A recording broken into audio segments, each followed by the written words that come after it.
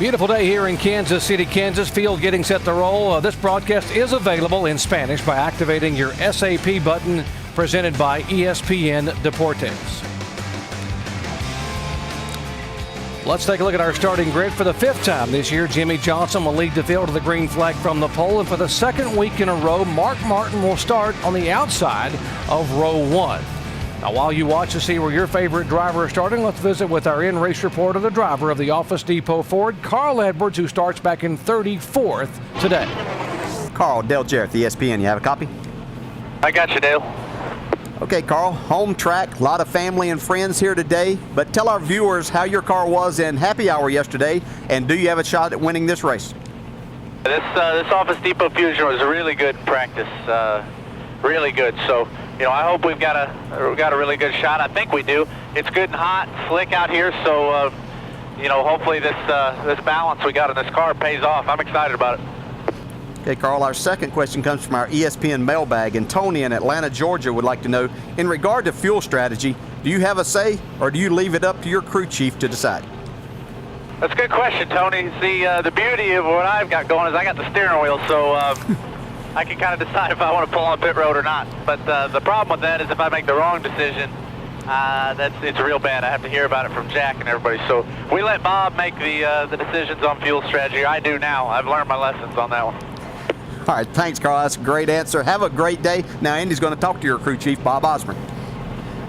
And let's go down to the land of Oz. Bob Osborne, have you got us? Got you, Andy. How you doing? Hey, pretty good, Bob. You're starting back there pretty far. What kind of strategy are you going to use to get that 99 car to the front? I'm going to kind of wait and see how it plays out here. If we get some long runs, I think we'll be fine. Let it string out. We'll be able to pass some cars.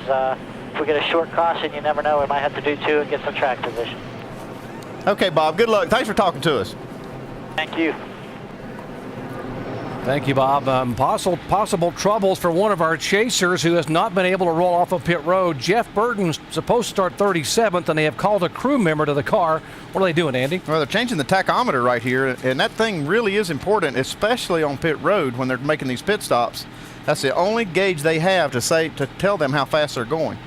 Must be having some kind of an issue here with it. You heard Rusty Wallace say in Countdown that you cannot speed on pit road here. He was the dominant car back in 2001 and gave the race away by being caught speeding. That's why NASCAR is allowing them now to change that tack. What's this do to a driver, DJ, knowing you want to race and you can't even roll off pit road without having an issue? Oh, man, there's nothing worse than to have an issue there. And I'm sure the car will crank up, and that's what, there's not an issue there, but the tach just wasn't working. And obviously, as we've documented there, you're going to have that for pit road speed. But it just puts you in the wrong mindset to start with, but just very strong mentally. It's a ton of pressure, too, on these crew members trying to get this done. Yeah, but NASCAR's going to work with them. When I hit the button, right? So if I need to add to it and then hit the button, correct? No, it will actually set at pit road speed and then add on the additional fudge room. Yeah, what they're talking about, the fudge room there, is the pit road speed, and you get 5 miles per hour over that is what NASCAR allows you, but you can't be 1/10 over that or you're going to get a penalty. Looks like everything is working there now. They're putting the window net back up. The cars are going by him here, but he's not going to lose a lap because these obviously aren't counting yet. So everything looks like it's in place for him. Jeff Burton's car is fired, and he will be rolling down. They told him to go ahead and fall in line back in 37th, so he will as the field comes by. So many stories to follow today. Why don't we update which teams have the magic on the mile-and-a-half ovals first? Here's Jamie Little. Well, Doc, when it comes to mile-and-a-half tracks, a team's performance can be crucial to the outcome of the championship. Why? Because 5 of the next 8 tracks we go to are mile-and-a-halves. So who has the advantage? Well, nobody really. Roush Fenway Racing has 31 wins on this type of track to Hendrick's 32.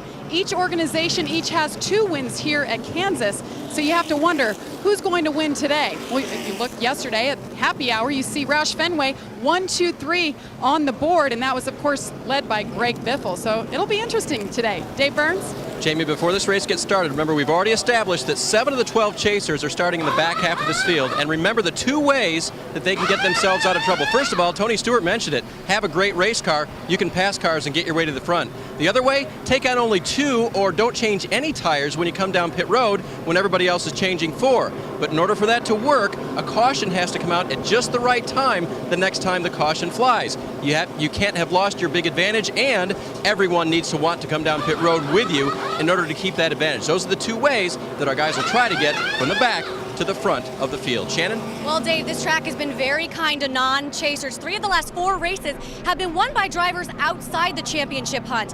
One driver you want to keep your eye on who could be the spoiler today is Mark Martin, who ironically was the one chase driver who did win a race here at Kansas.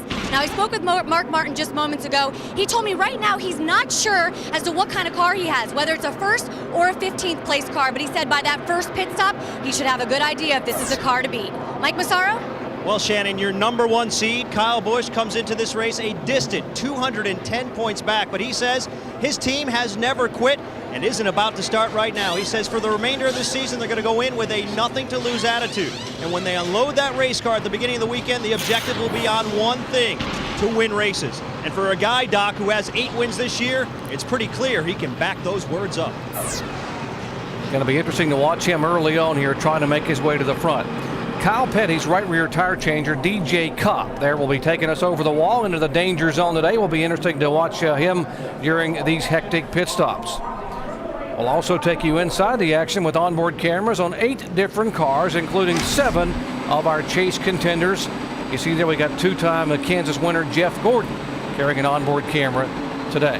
The 31 car was scheduled to start back in 37th position, but by working on the car, NASCAR has now told him he will have to go back and start 43rd. So he's at the very back of the field and have to lose too much there by going all the way back. It is a 400-mile, 267-lap race. Pit road speed a crucial. They're 45 miles an hour. They do give you a 5-mile-an-hour balance there, and there's the pit window. Yeah, and then the corners are banked, or there's the lack of banking in the corners, 15 degrees. That's going to be a little bit of an issue for these guys today. We talked about the favorites, guys. Who are your sleepers, DJ? I'm going with second-year driver David Reagan. He had a great race here yesterday, finishing 3rd in the nationwide race. We've seen a lot of good things happen for him. I think he's going to have another good race today. And Casey Mears right there in front of him is qualified in the top 10, and this is a good racetrack for Casey. Look for him to have a good race today. NASCAR's heavyweight set to get it on. 400 miles here in the heartland at Kansas Speedway. Packed house, lots of Midwestern NASCAR fans on their feet. Glad to have you with us. It is stop number 3 in the 2008 chase for the NASCAR Sprint Cup. And here they come to the green flag. Green, green, green.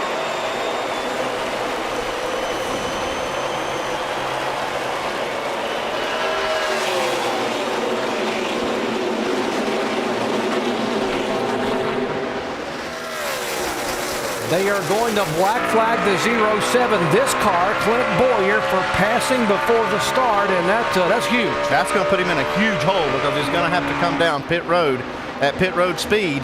He's going to lose close to a lap, if not going a lap down by doing that. Not the way that Clint Boyer wanted to start here at his home racetrack. Man, look at this. Look at this 83 car, Brian Vickers. Yeah, I don't think we got. Yeah, I'm not sure we got the fans ready for this. This is going to be exciting today. These guys are going to pass everywhere that they get an opportunity. They're going to be 2 and 3 wide for the majority of the day. They were 3 wide a moment ago coming off of turn 2. By the way, the rule is on the start of the race, you cannot pass anybody until you get past the start finish line left or right. You can pass on the outside. Pass through, outside. Yeah, the problem is if everybody else knows that, as he's slowing down, it's a tough pit road to get on, and he had a lot of guys behind him. Let's show you what happened on the start here. Here's Clint Boyer. Yeah, that's legal on a restart, but it's not legal on the start of the race. We saw Dale Earnhardt Jr. get this same penalty at Bristol earlier. Sure did, yeah, exactly. And it's just something sometimes you forget mentally that at the start of that race, they tell you in every driver's meeting. Leaders are in turn 4. Middle 3 and 4. He hits that line. He's going to have to hammer the throttle because here come the leaders in the trioval. Yeah. He is going to get a lap down, I believe, before he can get up to speed. Bad start to his day, but as we said, long 400 miles here. Jimmy Johnson pulling in. You can look out the back of Clint Boyer's car, and Clint looking in that mirror knowing I got to get going in a hurry. One thing he'll have on his side here for a little bit, even as Jimmie Johnson starts to close in on him, if he does happen to get lapped, he will be the only car for quite a while that will be a lap down. And if we should have a caution, he could get that free pass. Whoa, we have contact there. Earnhardt Jr., there's Allmendinger, Jeff Gordon. Allmendinger slides down across the racetrack. Yeah, we're going to be saying that a lot today. Sliding a lot in contact probably, because these guys, these race cars are difficult to drive, and you put them on 15 degrees of banking, that is very slick. We're going to see guys out of control for quite a bit of the day. Looking back at A.J. Allmendinger, and a lot of guys are chasing the championship. Here's a guy's chasing a ride and a job for 2009. He's trying to get hired by somebody. Yeah, he doesn't have time to wait on these guys. He's got to go now. This might be the last ride he gets in this car this year. See Jeff Gordon making a move there to the high side of his teammate. Here's a replay. See Dale Jr. down on the bottom. He's trying to make a move around Casey Mears. He just gets real loose. Yeah, he got his left front down on the apron. That can create a really loose situation. AJ was coming up, kind of got in the left rear and then had to avoid more contact there. Jr. was falling back a little bit. It looks like he's got a good car. He just made that one time. You want to keep that left front down there as much as you can, but you get it below that white line and it really turns the car hard. We saw in practice this 88 car was very strong, but it wasn't until he moved to the top of the racetrack that he was able to really look good, and it may take him a little while to get there. We told you points leader Carl Edwards started 34th, and now he's trying to make a move inside and will take the spot away from Kyle Busch. Edwards now up to 24th position, up 10 spots in 7 laps. Yeah, he's not wasting much time. I talked to Carl yesterday. He was pretty excited about his chances with this race car. He said this place is going to be hot and slick, and he was grinning as he was saying that. Yeah, but this is the risky part of the race for Carl, trying to come through all this traffic and race these guys. Made up a lot of spots, but he's got to be careful not to put himself in a bad position. Also making a move, there's a 20 car. You heard Tony Stewart talking in Countdown. He said, I'm not going to be back there very long. This track's going to get slick, and it's going to come right in my wheelhouse because he can drive a slick racetrack and a slipping and sliding car. We were watching happy hour lap times yesterday, and his car really looked good in these long runs. Shannon? Greg Zipadelli told me this morning that one of the biggest challenges this 20 team is going to face is not over-adjusting that car. He said being back there in traffic is going to be a challenge for us. We're going to feel like we're tight, but we might not be. So knowing that and going into this race, knowing that, that will be one obstacle we'll have to overcome. Of course, making their way from 41st is another one, guys.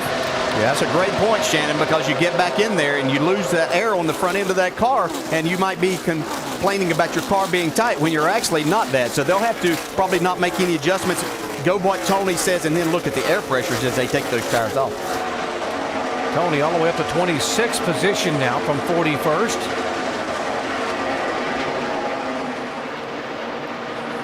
Here's the 9 car, Casey Kane, and of course the 5 car, Casey Mears, one of the sleepers here. Yeah, he's having a good run. It's been a good racetrack in the past for him. You see Paul Menard right in front of these 2 cars. Paul had a great qualifying effort, qualifying in the top 10. Bill Elliott. Awesome Bill up there in that high groove. Yeah. 21's been strong this week. See Jeff Gordon back there as well, right behind Bill Elliott in the 24 car. And if you just joined our coverage, Jeff is under the weather. He said it's the worst he has ever felt getting ready to climb in a race car. He's been sick all weekend, and they do have Brad Keselowski standing by, the NASCAR Nationwide Series driver, to get in and relief if Jeff were to need it. He's had a great car this week in practice, but you know, being under the weather's got to be tough. Yeah, it is tough, you know, but a lot of times there's no better medicine than getting inside that race car, away from everything else and putting your mind away from that. You just stop thinking about it because you know that you have to concentrate solely on driving the race car. Jeff right now riding a 33-race winless streak back to Charlotte in October of 2007. Matt Kenseth trying to reel in the leader, Jimmie Johnson. And for you Clint Bowyer fans, he is hanging on the lead lap out in front of the leader. Back after this message and a word from our ABC station.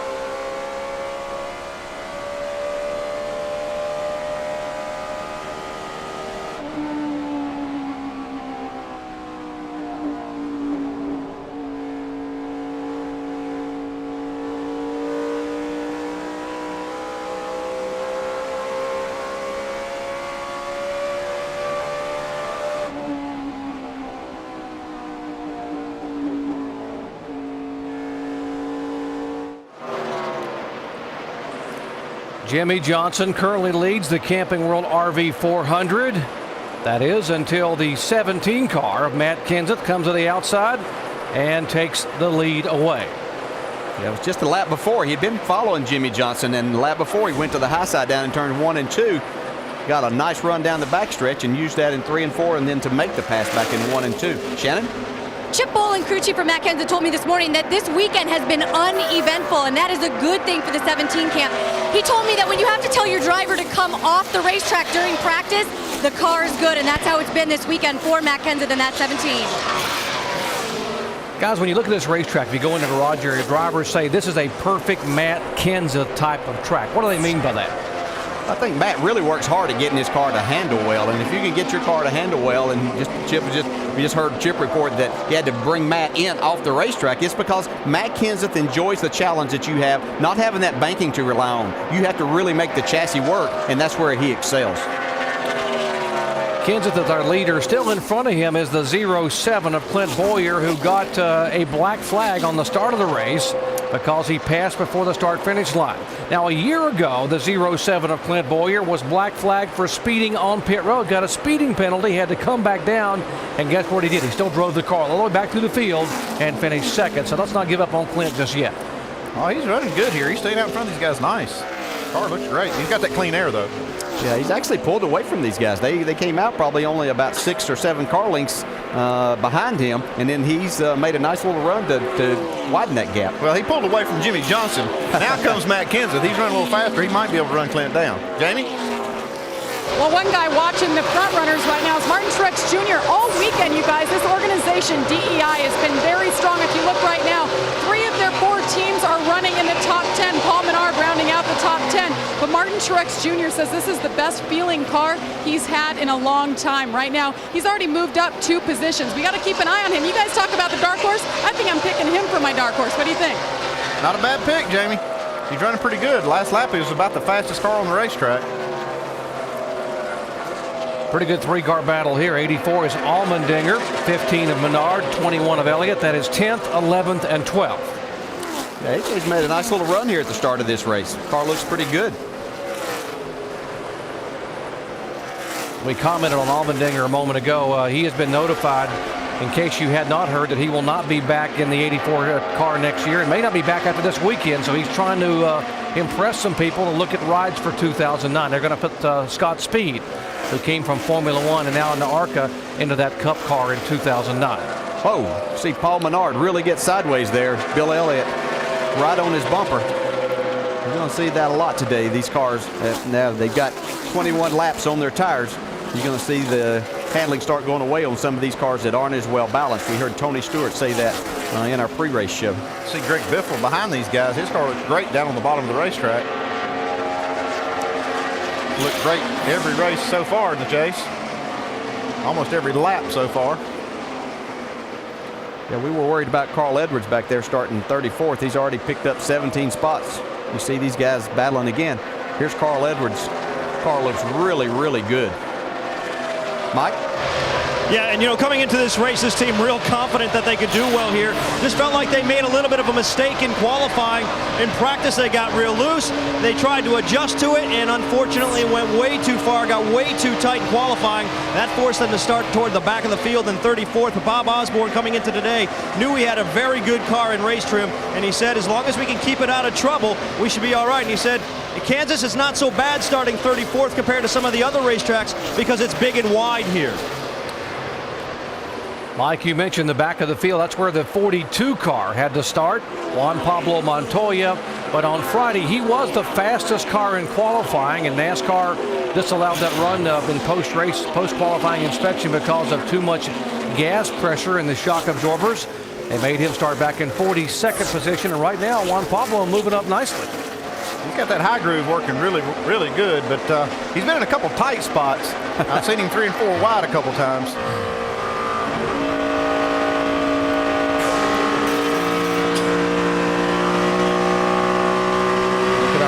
On the 18 car of Kyle Busch. Is he having some issues here, guys? Well, he was keeping pace with Carl Edwards for the early part of this race, but now it looks like Carl has gotten away from him and actually separated himself quite a bit from Kyle Busch. I don't know if it's the motor or what's going on here. I don't know. He didn't see quite as much RPM as you normally would think going down the front stretch for him there. He's getting passed by a lot of cars right here. By the 70 car right there. 200, 240, 13.5 volts, oil pressure 60. Oh, that's pretty normal, Andy. Yeah, that sounds a lot like what happened last week. All the gauges were normal. Everything looked good, but the engine started going away. Shannon? Guys, about 3 laps ago, Kyle Busch came over the radio and he said he heard an engine pitch change. Of course, there's some concern on top of that 18 pit box, and then a couple moments ago, he just said, my engine's failing. So right now, they're just taking a look at what Kyle Busch is doing on the track. You heard what he said is going on inside that car, so we'll just have to keep our eye on that right now. Well, what happened to this engine last week was coating on the lifter. It rides right over the cam, and that thing right there is such a delicate part of this engine, and it's a hard thing to really get a fix on and say, okay, we know we got it fixed. They might still have this same issue going on. Yeah. Fuel pressure gauge, junk. Okay, one thing he might have going on here could be a fuel pressure problem, though. He just said something about that. Yeah, that could be. You change, you see Juan Pablo Montoya going by the 18 here. And another thing, if he breaks a valve spring or something, that'll change the pitch a lot in the engine. It's amazing how these guys can pick up, how quickly you can pick up. You have a good ear for that. Battle back up front for second spot. Martin Truex now beginning to move in a little bit on Jimmy Johnson. Yeah, Martin's using that high line. He's really been fast here. A number of his lap times have been quicker than our leader, Matt Kenseth. So you see he's pulled right up on the bumper of Jimmy Johnson. Jimmy's moved up on the track a little bit. He had been strictly on the bottom. I believe he's just going to let Martin Truex go by here, not force the issue too much at the early part of this race.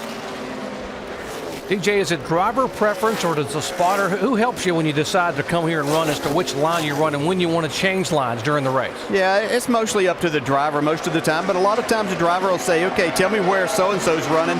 You can obviously look in the mirror, and he could have seen that the one car was running the high line, but you'll ask where other cars are running, and the spotters can tell you that if you have somebody that's really good at keeping up with the race. We see Martin Truex making the pass for second right here on Jimmy Johnson.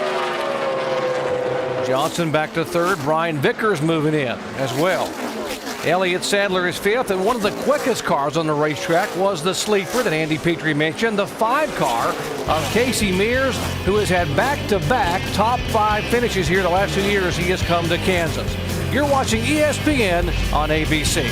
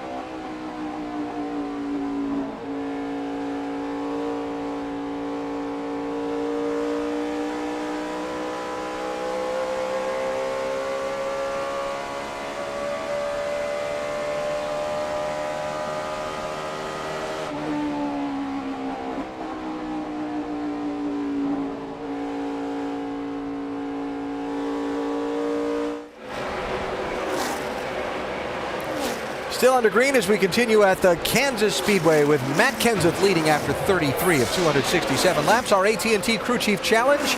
Which of the top 4 non-chase qualifiers has the best chance to be a spoiler today? Mark Martin, Elliott Sadler, Martin Truex Jr., or Paul Menard? Good luck picking because they're all running in the top 14 spots right now. To play, text the word CREW to 191 on your AT&T wireless phone and send us your answer. The results later in the race. Standard text rate applies. It is hard to believe this could be happening again, but Kyle Busch falling back through the field. He's 33rd now. This on his radio a moment ago. You ought to try to come fix it before we kill it. You know what I mean? Try to make us some laps. Try to make some laps. Get all we can. We need to go to the garage if we do it. Seriously. Tell me when you got everything set up, Butter. Crew Chief Steve Addington with the lead on that conversation as the 18 team sets things up in the garage area to try and effect what repairs they can on that Toyota. It's hard to believe this is happening to this team again. I can't believe it. 3 in a row right now. This has definitely put them out of the chase. I mean, 2 races okay, but 3 guys, that's hard to make up there. Brad, I can't believe this is happening. This is just almost unfathomable. I mean, Kyle Busch, the hottest driver in the series this year, totally dominates the series. Gets to this point, we expect him to be a championship contender. He is completely out of it now, and then once again, another mechanical issue with his race car. So while they await Kyle Busch back in the garage, let's check on some of the front runners in the race right now with our Ford up to speed. Shannon has the leaders pit. Alan, it's hard to believe that just 2 weeks ago, Matt Kenseth said he didn't even think he'd be a factor in this chase. I spoke with his crew chief, Chip Bolin, this morning, and I asked him about those comments. He said, I think people misunderstood what Matt was saying. I think he meant to say that he didn't really think he was going to be good at Loudon and Dover. Obviously, he had his best finish last weekend, and of course, he's leading the race right now. But Matt Kenseth on a roll for that 17 team, and certainly looks like he's going to be a factor. As far as Jimmy Johnson, currently running 4th, I spoke with crew chief Chad Knaus, who said, unlike years in the past, this team does not have a lot of pressure right now. He told me, we've won 2 championships. We know that we can get it done. We have the team, we have the car, and we certainly have the driver. Dave? Driver 24, Jeff Gordon, soldiering on out there. His car just a little bit tight in the middle of the corner. That's his last report. Remember earlier we talked about Brad Keselowski, current nationwide driver and future driver at Hendrick Motorsports, standing by. Well, we're being told, working with the DirecTV folks as an analyst today. Now, that location is in our TV compound. That's outside the track. So if Jeff is feeling poorly, he's going to have to give Brad plenty of notice to get from outside the track to inside the track. Shannon? Yeah, for Greg Biffle. I spoke with Greg Irwin this morning, and he told me that the main concern coming into today's race was the fact that this car doesn't seem as good as it has been the last 2 weeks. You heard Greg say in the countdown show that he wasn't very happy with this car off the track. They did make some small changes, and they feel like they're going to be good in this race. Mike?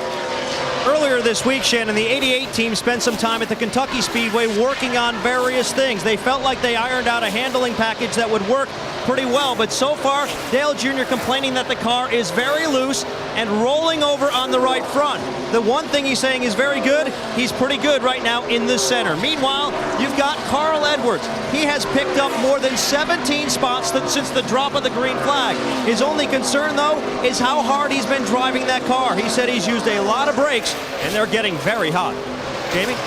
And Kevin Harvick driving behind the wheel of his favorite car. 7th time he's raced this car. Only 1 time has it finished outside the top 10. That was at Indianapolis. He told me the car was feeling great. They changed next to nothing this weekend. He started 36th, right now 23rd. Shannon? Yeah, Tony Stewart right now says the car is getting tighter, something that may be a result of being in all that traffic starting 41st. Now in practice, Tony Stewart spent a lot of time working all of the lines on the track, and according to his crew chief Greg Zipadelli, he felt good wherever he put this car. Dave? Shannon, I told you as this race started that if a car was good, that's one way to work yourself out of trouble. Denny Hamlin's car is not good. He's only gained a couple of positions since the start of this race, and as he's getting pressure now from Jeff Burton to the inside, he has told his crew chief on numerous occasions, very tight race car as we have a battle for the lead, guys.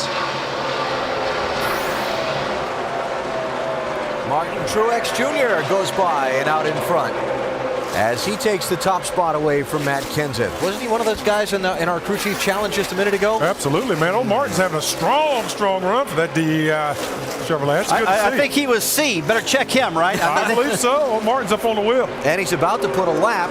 Look at Kyle Busch. Man, what's up with that? What's up with Kyle's car? Kyle's trying to feel what's broken in the car, kind of moving the car around a little bit right now. Remember we mentioned fuel pressure a minute ago? Yeah, maybe the pickups. Yeah, he's not getting the fuel pickup, possibly. All right, let's continue checking in on the final of our championship contenders. Jamie? Well, Dave mentioned him. Jeff Burton on the move. Remember the start of the race, his tack was dead on his car. They actually had to replace the tack so he can get his RPMs and get his pit road speed going. So they made him drop to the back of the field because they worked on the car before the race. Now he's made his way up. He's 28th right now, fighting his way back. The team says they're pretty good, pretty consistent, but they don't have the speed they're looking for. Dave? Well, Jamie, I told you most everything I knew about the 11 car. There was one word I didn't use that the driver has used about its handling right now. Terrible. Mike? Well, Dave, with Clint Bowyer growing up just over 100 miles from this racetrack, you can imagine the emotional blow he took when he had to take a pass-through penalty at the beginning of this race, falling all the way to the back of the field. There was radio silence, at least on his part, when that happened. Clint's crew chief, Gil Martin, on the other hand, played cheerleader, just trying to pick him up, trying to keep him focused on this race, telling him to wait to get that lucky dog. He's fought his way back onto the lead lap, but he still has a ways to go, Shannon. Well, for Kyle Busch, still problems. They have not been able to determine what is wrong with that car just yet. They have the guys in the back garage waiting to see if maybe Kyle Busch needs to pull that car back there so they can try to diagnose it and possibly fix it. But right now, still no word as to what's going on in that car. Alan. All right, so there are the days of the 12 championship contenders thus far. Clint Bowyer last on the lead lap, Kyle Busch a lap down, and Matt Kenseth, the fastest of them, in second spot. But Martin Truex Jr., one of the non-chasers, out in front of this race. You see some of the other top non-chase drivers at this point.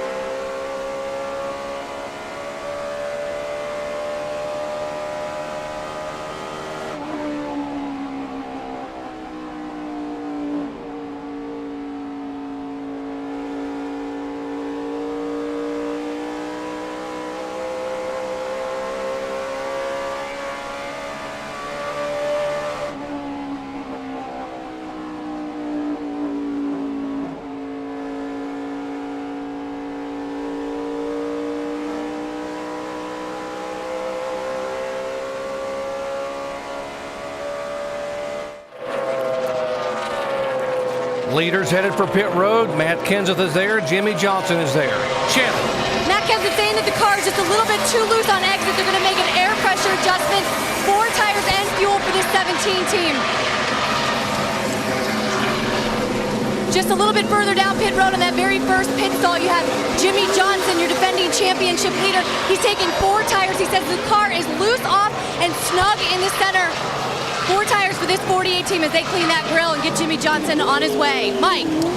Carl Edwards now headed down pit road. He's pretty happy with the race car, but they'll still make a slight track bar adjustment and an air pressure adjustment. 4 tires and he's away. Casey Mears in the 5 car. Trouble on pit road. The 99 trying to get out of his pits behind Brian Vickers. Get to the grass here. Get to the grass. Let's go. All right, dig hard. Watch your blend line here. Watch your blend line.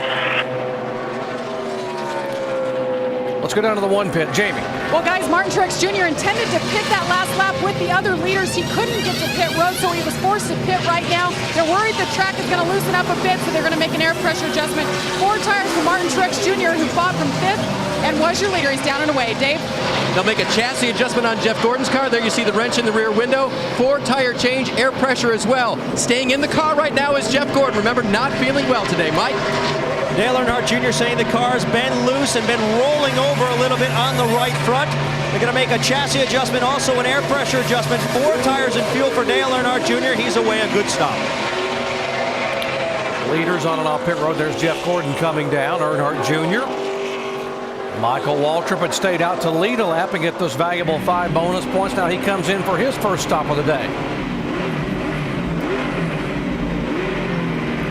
Been watching all of these guys come on the pit road. This is a tough pit road to get on because you literally don't have much space from the time that you exit the racetrack to get on there. So they want to carry that speed, but other guys have to be paying attention to these guys, and they all did a terrific job. We saw Martin Truex when he made his pit stop was really angled in. We heard him report that he wanted to come in the lap earlier, but what that did was get him in a position that Kyle Petty was already in his pit, and it kind of made it difficult for him to get in and out. Kyle Busch on the racetrack, and he is waving to tell the cars behind him that he is, and by the way, by leading a lap, he gets those 5 bonus points. Yeah, he might have learned something from yesterday. Yeah, that's why he's waving. We had the same idea there. Yeah. Exactly. He got run into from behind trying to get to pit road yesterday, so he was making sure that everybody could see that he was coming in on the pit road. Will this be simple? So just a pit stop. They are ready back in the garage area to make adjustments on the fuel filter or fuel pump in the car, but he says it's running intermittently, so he's staying on the racetrack and coming down for his pit stop. Shannon. Doc, Kyle Busch is just going to try to ride this out as long as he can. The team told me if they do get a yellow, they will change that carburetor, but only under a yellow. Right now, they're going to take 4 tires and fuel and get Kyle Busch back out on the track. Kyle Busch leaving a couple of drivers black flagged 21 for too fast exiting. That's Bill Elliott, the 77 of Sam Hornick's too fast entering pit road. And a moment ago, the incident on pit road we were looking at, Carl Edwards having to back up to get out of his pit stall. See, he's ready to go, and he pulls out of his pit stall. Oh, he was way past his pit stall whenever this 83 of Brian Vickers just cut right across the nose of this car. Well, it cost him a lot of time, but it could have been a lot worse damage. And he did a good job. And then the best Still of us. outside the 12. Watch this 83. Well, he did a nice job just to miss the right front tire carrier for Tony Stewart. Yeah, a little late on the spotter. Tell him to watch the 83. That's something that should have been being communicated to Carl before that. Yeah, these drivers don't realize who's coming in and who's going out. He probably thought this 83 car was just going to keep going down pit road and didn't expect to see that left-hand turn. Yeah, and we've talked about before how difficult these cars are to see out the back. That's why the spotters are really helpful. Let's listen in to Carl. Tell me if somebody's going to pull in next to us. The car about to get into it? Yeah, I don't know how hard though. Carl Edwards having to back up to get out of the Brian Vickers pit stall, not his own pit stall. So a little bit of fender pushing, but he seems to be okay. There's a 17 car. Matt Kenseth being shown as our leader. Matt had taken the lead from Jimmy Johnson on lap 17 and had led 28 of the next laps. He has now led twice for 29 laps. Back after this message and a word from our ABC station. Dale Earnhardt Jr. making a move inside of the 6th car of David Reagan. Jr. being shown now in the 11th position.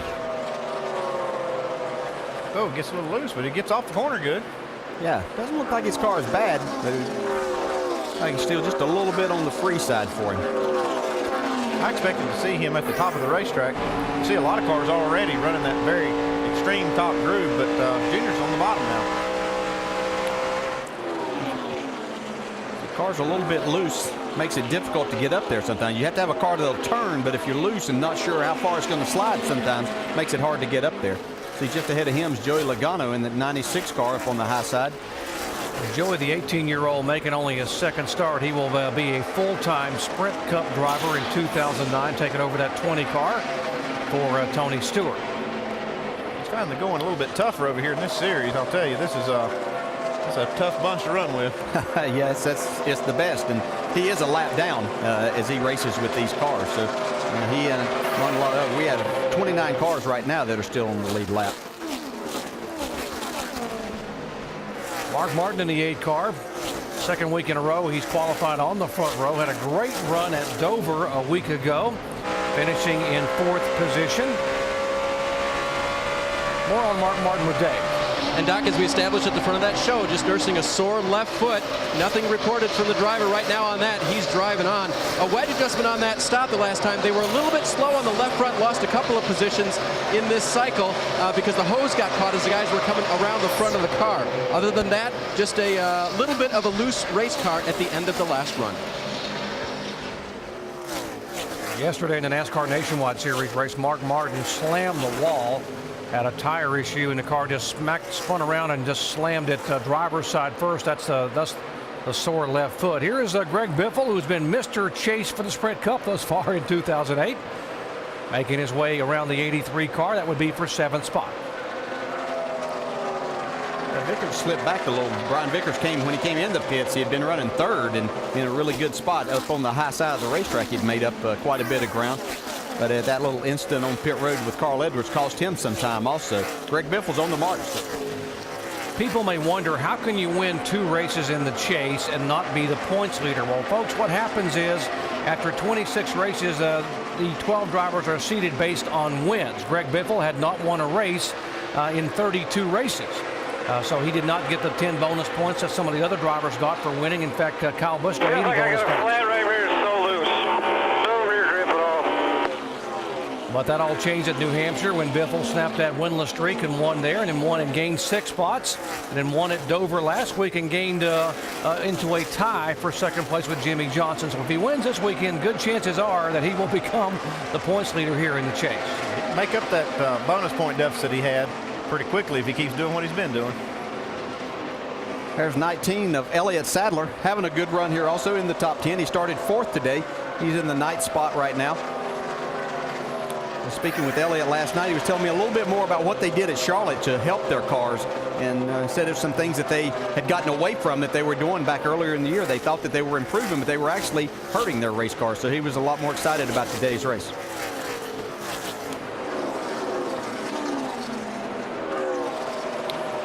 Jimmy Johnson trying to ease back in, maybe and take that 2nd spot away from Martin Truex. It's like Chad Knaus adjusted on this 48 car a little bit because he's stronger this run. Yeah, a little stronger, and Truex's car really didn't come in until they got a little over 20 laps on their tires. You see a little bit loose right there, right in the center of that corner. He's fallen back a little bit. He's about 2.5 seconds back. Jamie? On that last pit stop, guys, they were supposed to make an air pressure adjustment on the 1 car. Martin Truex Jr., you see him running up high there. But Bono, Kevin Mannion, his crew chief, said, I think the track is going to loosen up a bit. Let's make an air pressure adjustment. Martin said no. Well, now he says he's loose up off. They're wishing they made that adjustment. We'll see if it's good enough to hold off the 48, Shannon. Yeah, on the first run, Jimmy Johnson also was a little loose off, snug in the center as Jimmy Johnson goes to the low line, trying to take that lead. And right now, they did make some adjustments on that last pit stop as Jimmy Johnson right now goes around Martin Truex Jr. Right now, obviously, as you can see, that car has gotten a little better, as you said, Andy, for Jimmy Johnson. He says that there's a lot more rear grip on this run than there was on the first. It looks like those changes are working. Jimmy Johnson is the 2-time and defending NASCAR Sprint Cup champion. We asked Jimmy Johnson, what's it going to take for you to be able to make it 3 in a row? I think we need to keep doing exactly what we're doing. We've been winning races, we've been leading laps, we've been doing it on a variety of tracks, different setups, different everything. So I feel we are where we need to be. We don't need to change anything. We need to keep doing what we're doing and just see where it goes from there.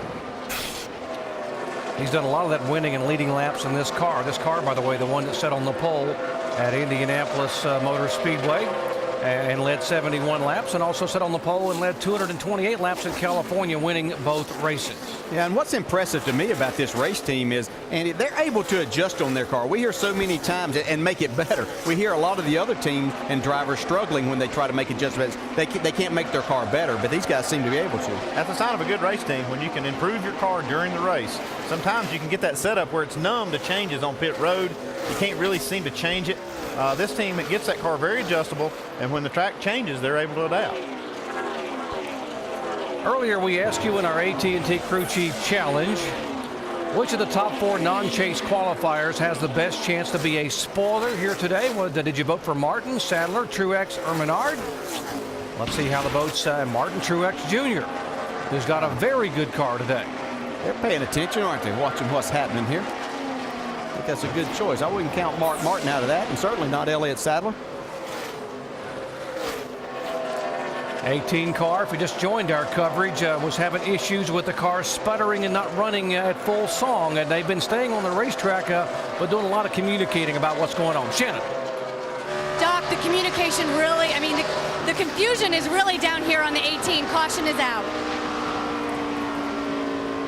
Well, a lot of confusion down here in the 18 pit stop. Of course, we reported earlier we thought there was an engine problem. This is the latest that we heard over the radio.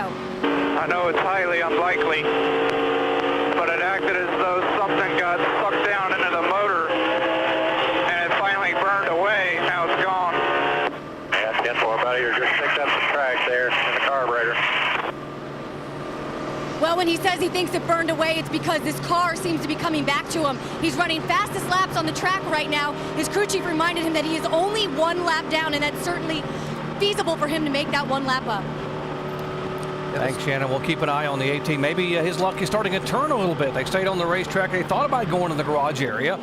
This is the reason for the caution flag, by the way. The 12 car of Ryan Newman a moment ago sliding up across the racetrack. Yeah, you can see he's trying that high groove. He's been running that high groove too, but he got just a little too high here and scraped the wall. Yeah, and you could see something fly off of there back in the middle of the corner. Yeah, got in there a little bit hot. Back in, got out from under it into the wall. And we couldn't see it from that shot, but something did fly, a piece of sheet metal or something there, and a piece of aluminum that probably fell onto the racetrack. A piece of that inner sheet metal that they put in there, the inner panels. When you hit the wall like that, all that stuff gets knocked loose. Yeah, he was running in 17th position at the time, so he was moving. It moved up into the top 20, moving toward the top 15 when he had that issue, bringing out the caution for the first time. Well, crews are ready on pit road.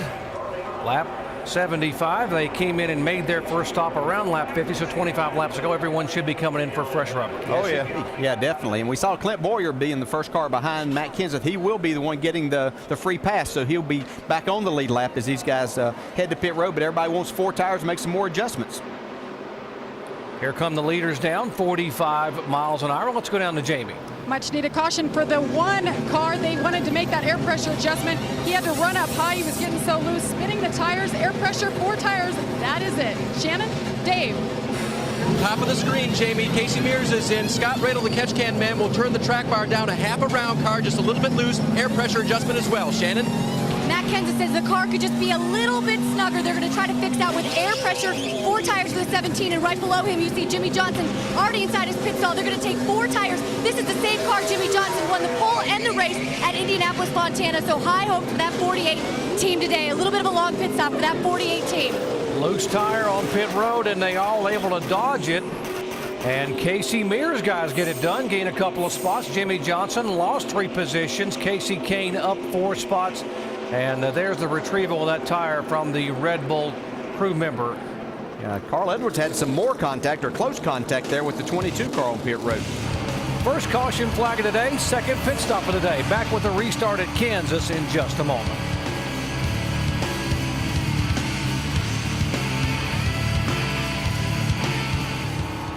I wasn't sure.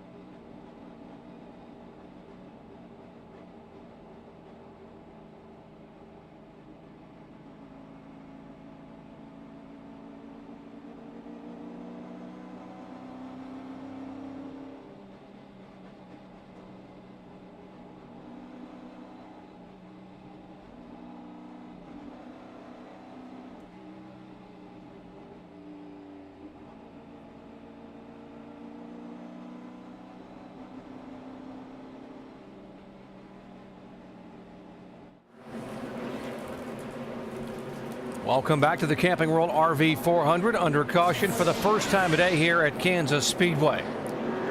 Pit stops have taken place. Again, some contact on pit road.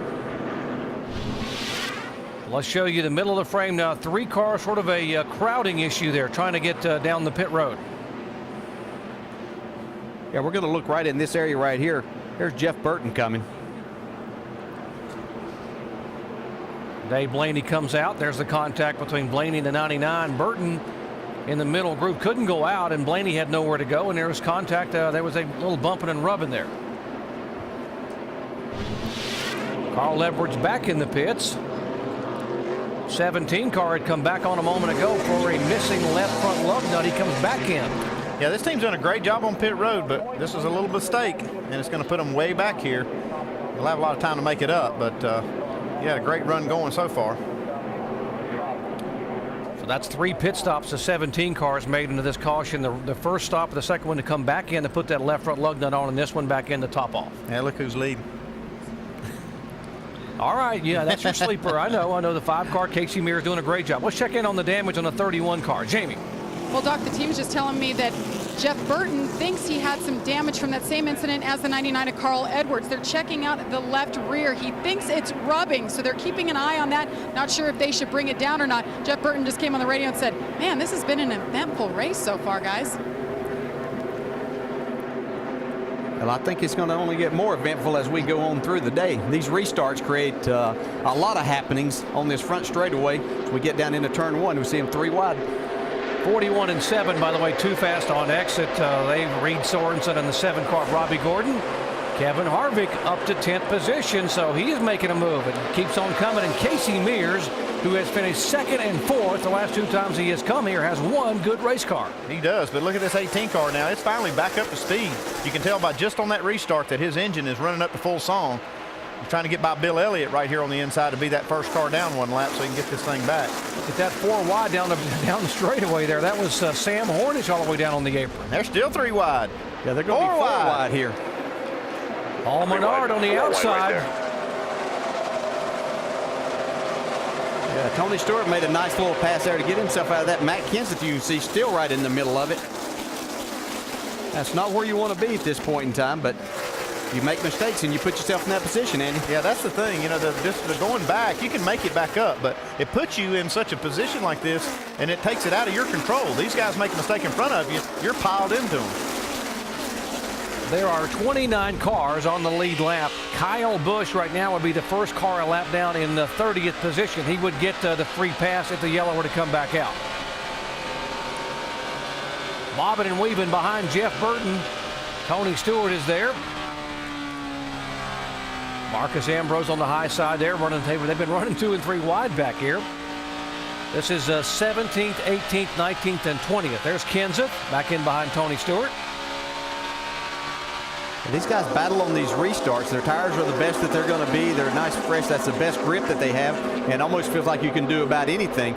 But you have to really be careful in doing this, and you can really get a run through the corner and off the corner down this front straightaway, and that's where they all start fanning out, getting 2 and 3 wide, using the apron. There's Joe Nemechek up here in the 78 car. He won this race from the pole. Is the only driver ever to win from the pole here at Kansas back in 2004. He swept both races, the Nationwide and the Cup race. 84 car, A.J. Allmendinger's been having a great run. He was running in the top 6 for much until that pit stop a moment ago. Carl Edwards now making his way back after having come back on the pit road to pull that fender out. Yeah, they're making life difficult for Carl today on pit road. He's had contact 2 different times with other cars, once under green flag condition and then under that last yellow flag. So he still has a good enough car to get himself up there, but I'm sure he would like for the rest of the day to go a little bit more smoothly than what this has so far. As we see battle here between Jeff Gordon and Jimmie Johnson. They're running 3rd and 4th. Johnson trying to go to the high side and make a pass on Jeff Gordon. Gordon's got a really good car today. We've noticed him making passes early on, and here he is able to stay up in 3rd. So even though he wasn't feeling well, he's doing a great job behind the wheel. Dave?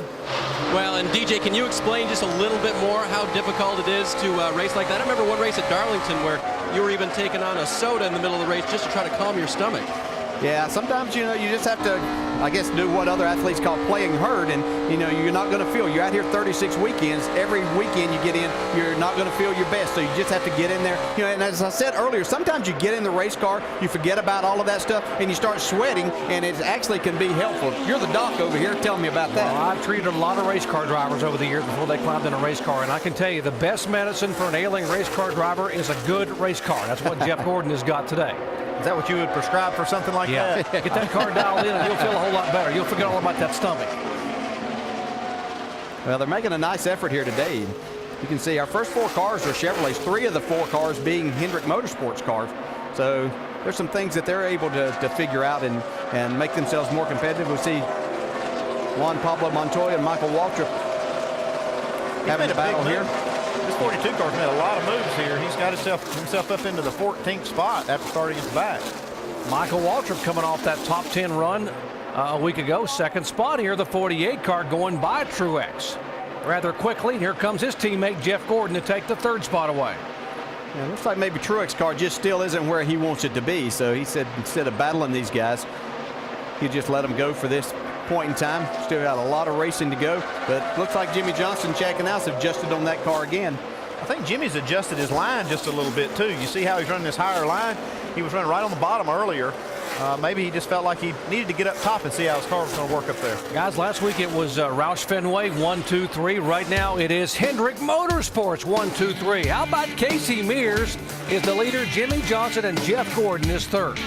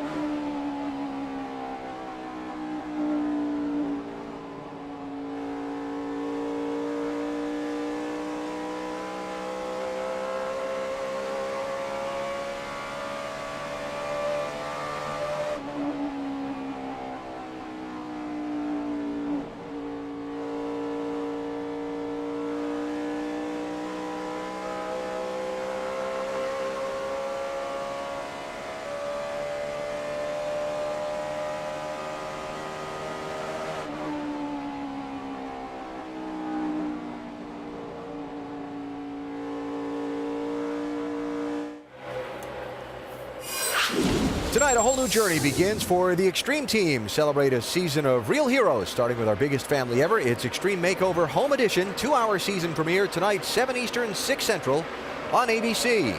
Looking at the race for the lead as Jimmie Johnson in the 48 starts to run down his Hendrick Motorsports teammate Casey Mears in the 5. Not just run down, but run by. Yeah, that car's really working good in the bottom of the racetrack. Jimmie Johnson's car is. But I tell you guys, it's a great run for Casey Mears. That car's working good.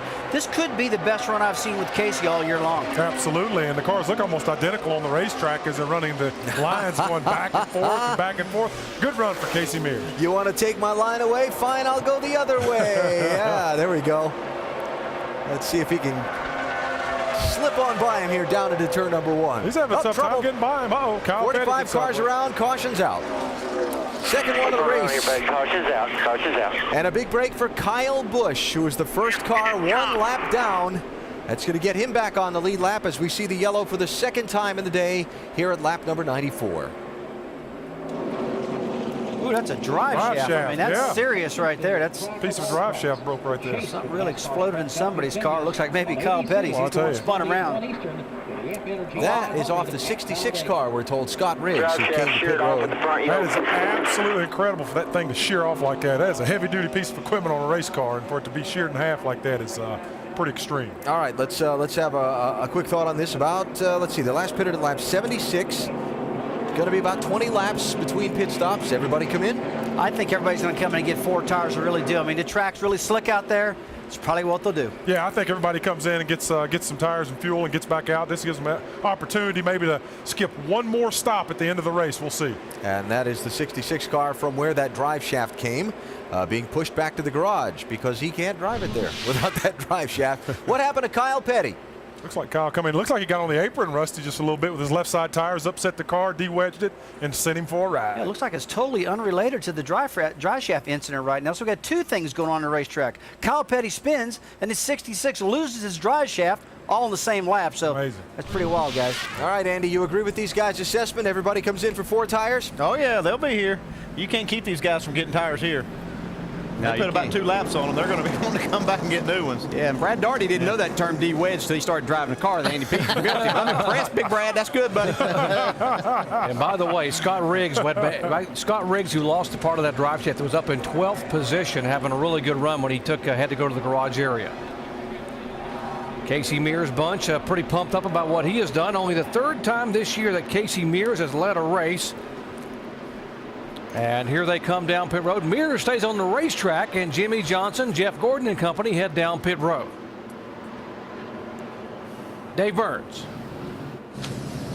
And it's Jamie Martin Truex Jr. just making his way into his pit box. He said the car was just starting to get good, of course. So just make a smaller pressure adjustment on the right front. 4 tires, that's it for the one. Dave? Jeff Gordon said, my car just doesn't take off well. If I drive it hard, it really is way off. Loosen that's going in, tighten the center, loose off. They'll make an air pressure adjustment for Jeff. Shannon? Jimmy Johnson says the grip is starting to come to him. He says it's better on entry. He just needs to get a little bit looser up on top of that racetrack. Hey, guys, get him off pit road. Race off of pit road. Jeff Burton up 11 spots. Casey Mears stayed on the racetrack, Andy. Yeah, that was a huge mistake, and you'll see just how bad it is when they go green. They had pitted 18 laps ago. Mears stays out. The other leaders come in. We'll see how it shakes out after this message and a word from our ABC stations.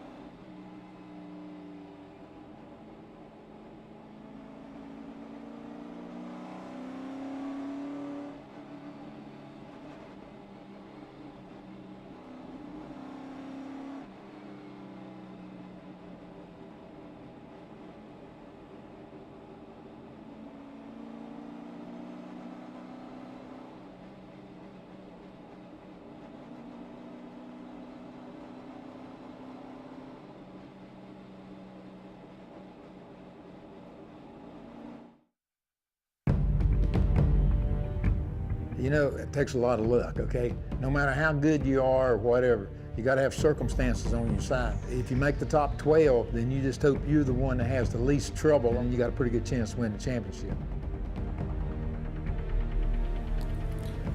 The King talks about luck, and he should know what it takes. He's won the championship 7 times. And the 18 car, Kyle Busch, is now back on the lead lap. He got a break, and at the beginning of the day, the 31 car, Jeff Burton, they had to change the tachometer on pit road prior to even rolling off.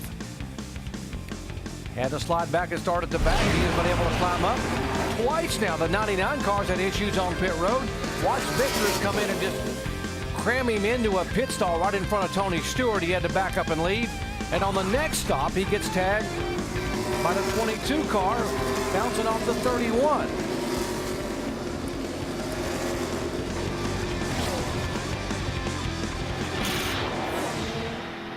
So there are some of the woes thus far for chasers. Remember, 7 of the chasers a year ago finished 29th or worse here, had all kinds of troubles. Yeah, they're trying to create more problems for themselves than what just a normal race would create for them as we get ready for another wild restart here.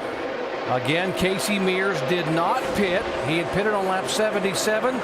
Mark Martin, everyone else behind him, came in and got fresh tires some 18 laps later. Let's see how that bodes for Casey. Yeah, the 8, the 31, and the 19, who are 2nd, 3rd, and 4th, all took on 2 tires there. So we'll see how that strategy plays out for them. See Jeff Burton trying to take that 2nd spot away from Mark Martin. I think that those guys that took 2 tires are going to be the best thing that happened for Casey Mears here to get a little buffer from those guys that have 4 tires.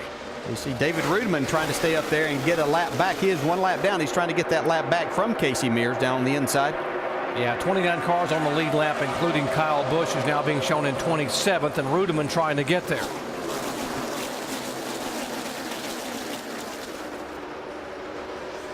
See Jimmy Johnson down on the bottom trying to make his way back through these guys. He took on 4 tires. He's on the inside of Elliott Sadler, but has the 70 car right in front of him.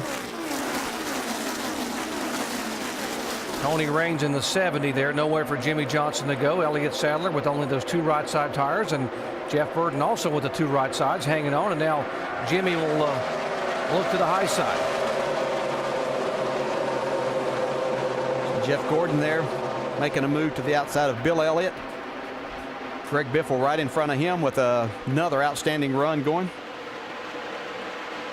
Martin Truex trying to work his way back to the front. They've had a little bit of problems on the pit road.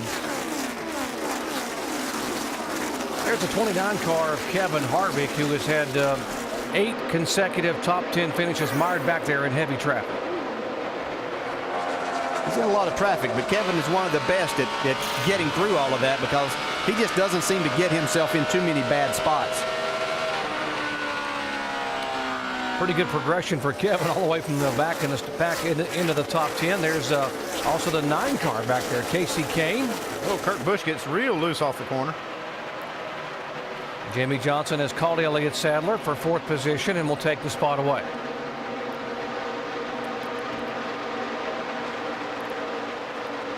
Watch this 2 car right here. He's got a handful. Yeah, you got that right.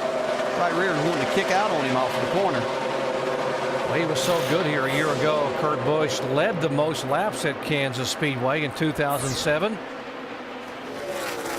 That's way Marcus, up across the racetrack. That's Marcus Ambrose in the 47 car down there. Not a regular. Will be a regular in the Cup Series next year, but making one of the few starts for this year. Jamie McMurray there, who was a fast car last week at Dover until he encountered some problems, and his teammate right behind him, Matt Kenseth, trying to work back from that problem they had on pit road. There's a 07 of Clint Bowyer. A couple more chasers back there, and Tony Stewart as well. They are 14th and 15th. Now, to be quite honest, I would have thought Tony might be a little stronger than this at the first of the race, but he knows this is a long race. It's still a long way to go, but looks like he's fighting his car a little bit. Shannon? He really has been fighting this car all race long. They've made some major adjustments to this car. They took a rubber out of that right rear spring on the last pit stop. Track bar adjustment, 4 tires and fuel. Car's been loose on Tony Stewart, but hopefully these adjustments get this car where they need to be to move up to the front, guys. It's running 15th right now, all the way up from 41st. Shannon, a couple of guys behind him have already had some contact on pit road. Brian Vickers and Carl Edwards were racing side by side for position. That was for 16th spot. Carl will get it. Yeah, Carl was battling in there where they were 3 wide. We see Jimmy Johnson has moved around Jeff Burton and Mark Martin, go back into the 2nd spot and try to make his way back towards that 5 car. Yeah, those are the 2 cars that took on 2 tires and held up pretty well there for a few laps. As a matter of fact, Casey Mears, his lap times were extremely fast on the start with those old tires, but I believe as he run here, he's going to regret not getting 4.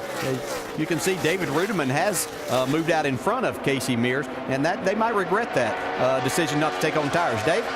Well, of course, as Jimmy Johnson gets ready to pass his teammate Mears now, Mears' comment on the radio after they all came down pit road, he goes, they all came down, huh? So he kind of knew what he had, but the car was actually not too bad, tight to start, loose at the end of the run. And as we mentioned earlier, one way that this can work out is if he doesn't lose too many positions before everyone comes back down pit road next time. Jimmy Johnson trying to go up around his teammate and will take the spot away. Johnson had led the first 16 laps of the race from the pole. It's hard to not lead a lot of races and make those calls from the lead. You know, when you're doing it for the first time after not doing it for a while, it's easy to make a mistake and hard to, you know, you're usually kind of keying off the leaders and what they do. But when you are the leader, you have to make that decision yourself. Yeah, that's right. And we won't say it's a mistake yet, you know, because they may be okay here. They have a good handling race car. And if they don't fall back too far here, then it won't bite them and everything will be fine. As we see a familiar sight, Greg Biffle making his way towards the front. Yeah, what a surprise to see Greg Biffle now becoming a factor here, trying to move in on the 31 and the 8 car for 3rd and 4th spot. Yeah, he's really been running that high line. You see him going the outside of Mark Martin. Wow, that was nice. Here comes Jeff Gordon. Mark ain't got his breath back yet, so Jeff's going around to the outside, and you see Elliott Sadler following him. Yeah, this is no fluke to see that 19 car. Elliott Sadler was a contender for the pole here on Friday, and you guys almost got into a shoving match on who was going to win the pole down there. One of you thought Elliott might do it, might pull it off, and Jimmy Johnson and Montoya were pretty good. Elliott's got a good race car in this race. Yeah, seems to be going well. 2 tires seem to be working okay. He didn't get off to the fastest start there on him, but his car seems to be working well now. Shannon, what's Elliott saying? Well, you know, coming into this race, Elliott Sadler was very happy with his car. They did struggle in practice this weekend, but halfway through happy hour, they found something that really worked, and this team told me they really felt that they were going to be able to run up front today. And of course, as you see right now, Elliott Sadler is proving that that car can run up front. Yeah, Elliott was saying that what they found yesterday, or I'm not saying what it was that they found, but they found something that they had found at Charlotte during the test on Tuesday and Wednesday. And so you went to those notes and said, this is what we were encountering there. The same thing's happening here. So let's try this change.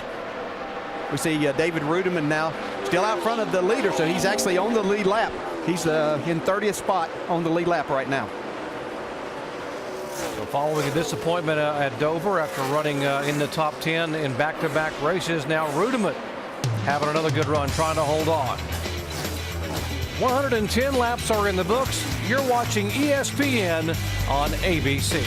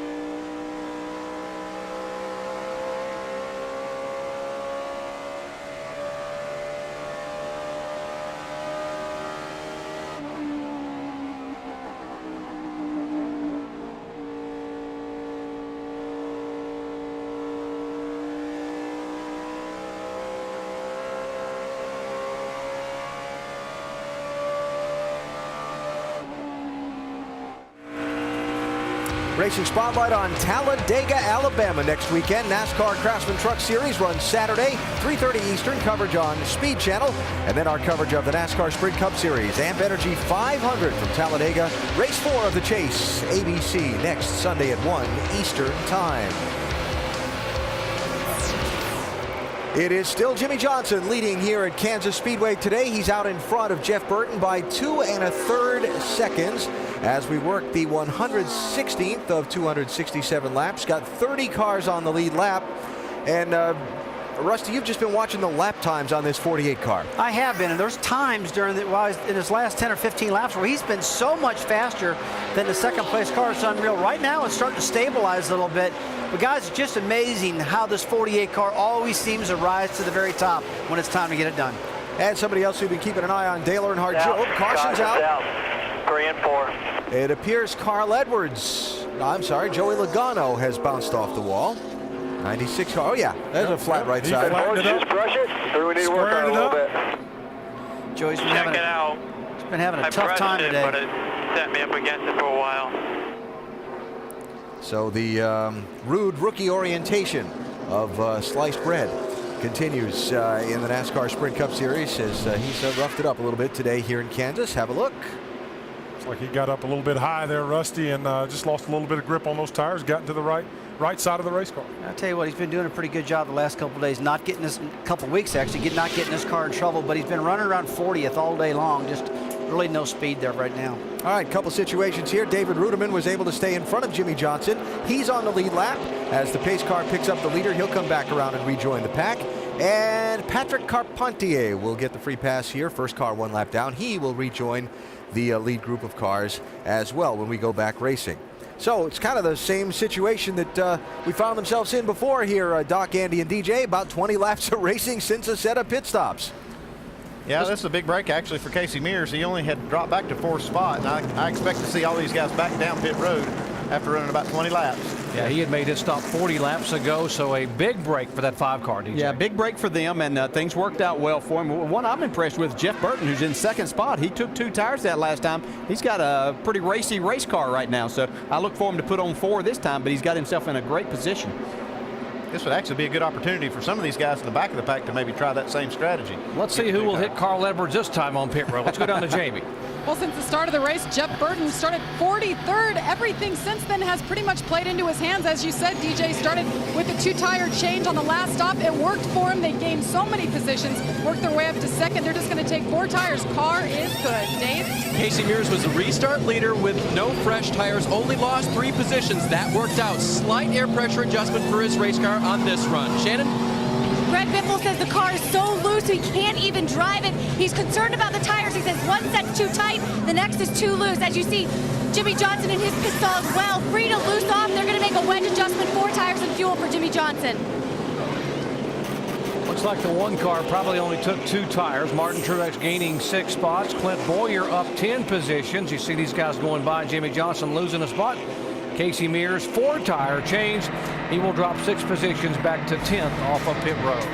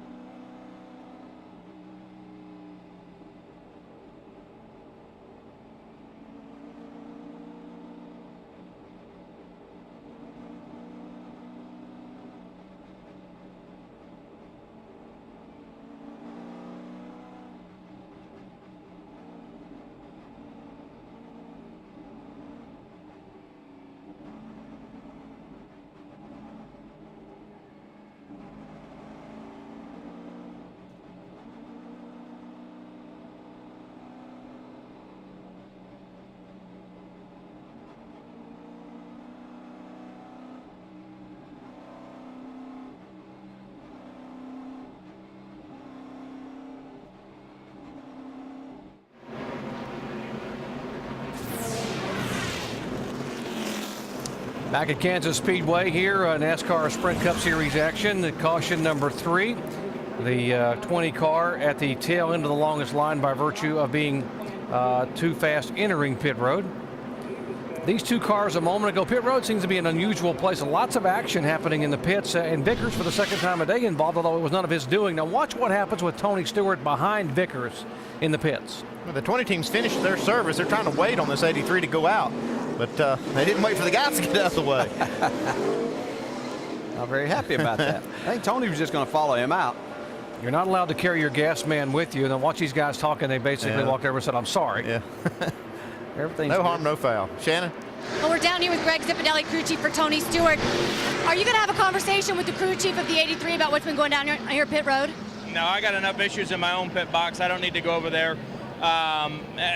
They're just not. They're not working with us. We're not doing a good job getting in and out of box. That's what happens. Just a little frustrating today. We qualified in the back.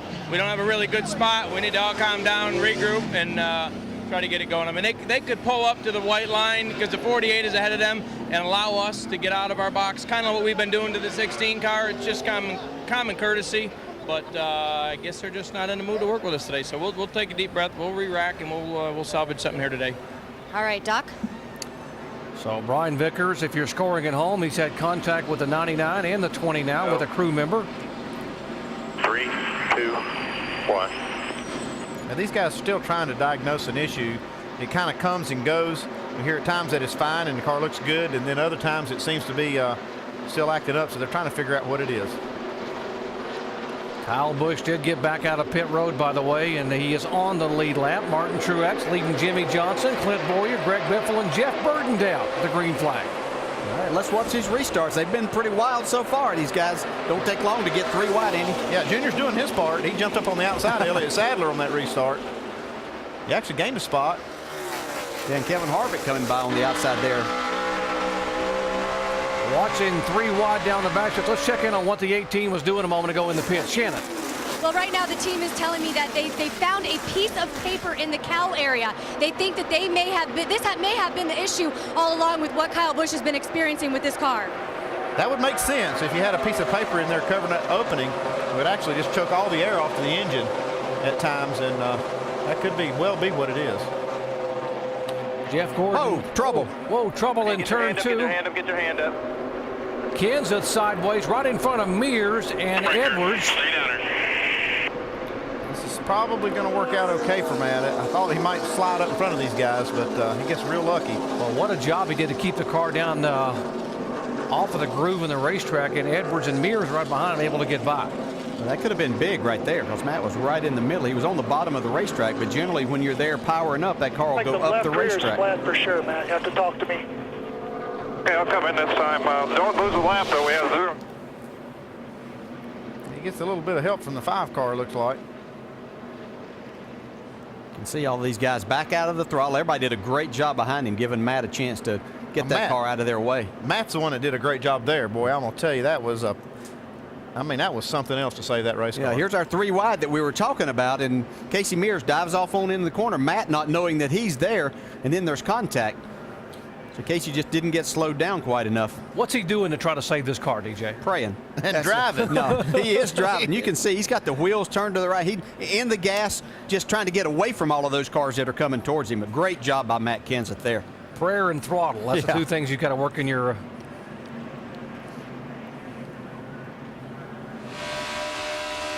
Watch how close this is for Carl Edwards as well. Middle's clear, still outside. Wrecking right here in front of you. Slow it down, slow it down. Stay low, stay low. Watch him come back across. Slow it right down. There you go. Get back up on the racetrack. Yellow is out.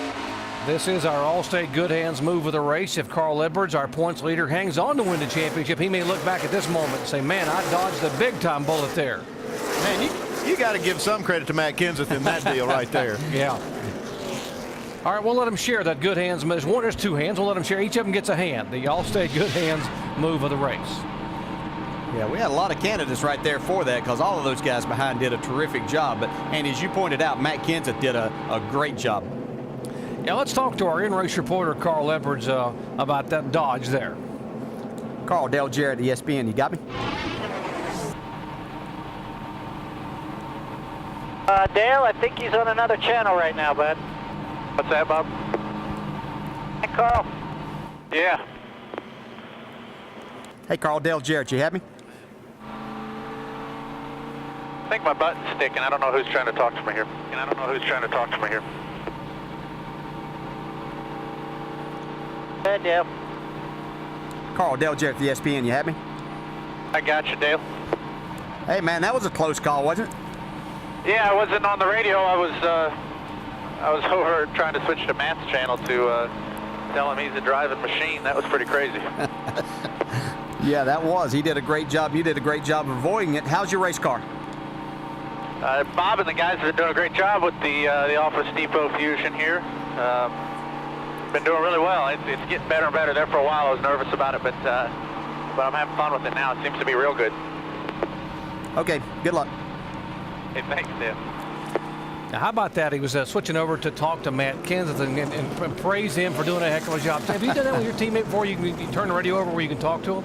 Yeah, I don't know that I was praising them, but no, just joking. Yeah, I mean, you have that opportunity with the two radios in there, and we always had it where we could switch back and forth. So, yeah, it's pretty cool that they have that opportunity. And great that Carl, here he is trying to battle, trying to win a championship, and he's going to switch over and tell Matt he did a great job there. So he has no problem sharing that Good Hands Award with Matt. Not at all. Fourth caution flag of the day. We've been under caution now for a total of 14 laps. There have been 9 lead changes among 7 different drivers. Here are our chase contenders, and right now Jimmie Johnson atop the chase points, and he'll be restarting in second position. You see Tony Stewart back in 27th. Kyle Busch on the lead lap is the final car on the lead lap in 31st, and Dale Earnhardt Jr. now moving up to 7th. And that car seems to be holding on. When he was talking about maybe having a good, strong second half of this race, and he may be in a position to do that. Yeah, he's done. He's made a lot of headway in early parts of races before and looked really good. This race has not been all that in the beginning, but he's coming on now. Yeah, but the second half of this race, we're not even halfway yet, is half as eventful as what we've had here. That could all change too. Dave? Guys, Casey Mears took responsibility for that last little incident. Listen. That was my fault. I expect him to check up that early. Come back on that. I don't think we hit him very hard. And guys, later on, he also said he didn't hit anything, right? DJ, I think that's so he has the information for the discussion in the motor coach lot next week when he talks to Matt, right? Yeah, definitely. And, that was just more of a racing incident right there. Casey was he was 3 wide trying to make the pass, and Matt didn't know that he was going to be in there that hard. So one of those things that happened, and fortunately it didn't put anybody in too bad of a situation other than making Matt go to the pits, get more tires, and put him in the back. We'll watch him try to come back to the front. 7 of the top 8 are chase contenders. The only one who is not up there is the leader, Martin Truex Jr. And Martin now has led 17 laps. He'd only led 26 laps the entire year thus far. I think Jeff Burton saw that restart that the 88 car got last time. He's going to block that move. He did a nice job there. Casey Mears, I think, watched Junior do that the last time. He went to the outside of Elliott Sadler and picked up that spot along with Kevin Harvick. See Kevin really sell that car down to the white line. It's been pretty impressive to watch these guys come back today, too. Starting back there, making their way towards the front, into the top 10. Mears able to go around Marcus Ambrose. That's the 8th and 9th position there. 9th is Harvick. Elliott Sadler up on the high side, running the high groove even early after the restart. Yeah, he's on the high groove now. He should have been there on the restart. Yeah, Elliott's car just doesn't look quite as good on the fresh tires, but it comes on later on. There's David Reagan, who I said looked like might have a pretty good race day. His teammate Carl Edwards right behind him as they try to go by Marcus Ambrose on the inside. Stacking 3 wide. They opt not to make it 4 wide. Dead on the apron. Here we go. They're getting started a little early for what they expect to do next week. Bump drafting a little bit. One thing they can't do next week is go below that white line, though. No, they'll have to get out of that habit. They won't do it but once. Elliott Sadler now has moved into the 9th spot. Harvick is 10th. Reagan, Edwards, McMurray. That's 11th, 12th, and 13th. Back up front, Jimmie Johnson trying to move in now on the 1 car and reassume the lead. Impressive. Martin Truex had 2 tires on that car and be able to hold Jimmie Johnson off to this point. Don't know how much longer he's going to be able to do that, but I think that it really shows up and spin. Tony Stewart down through the grass here on the front stretch. Another one of our chasers having issues. That splitter makes a nice little mower up front there. Now we know how they got that grass mowed all pretty down through there. Make sure we get the grill clean here when we come back around. Well, he's talked about that he's been fighting that car, and obviously they don't have it fixed yet for him. It's kind of amazed that didn't tear the front of the car up, but it doesn't look like he got a lot of damage out of that. They're going to have to get in here, though, and get all that grass out of the grill area. See what happened here. Guess who? The 83 of Vickers. Oh, made some pretty good contact with that left rear, Brian Vickers. Brian may have to look at that left rear tire. Yeah, definitely. Yeah, they had the altercation. Actually, it was one of Vickers' crew members that was on the hood of the 20 car, and now the 20 goes for a wild ride. That shot right there shows you just how fast he's going sideways. Over 160 miles an hour through the infield grass. And here's the incident we talked about a moment ago. Tony trying to leave, and the gas man for Vickers on the hood. They're trying to get him off. Crew member kicks the door of the 20. Not real happy about Tony coming through the edge of their pits. And the latest nudge. I don't. Coming up out what of do you think? You think this is related? I don't think so. That's easy for you to say. Never know. Yeah. You can be the judge at home. We don't know. We'll find out. We'll get these guys out of the cars and find out. They're waiting for Tony to come back down pit road for a car wash and maybe a tire change. Back into this message in a word from our ABC station.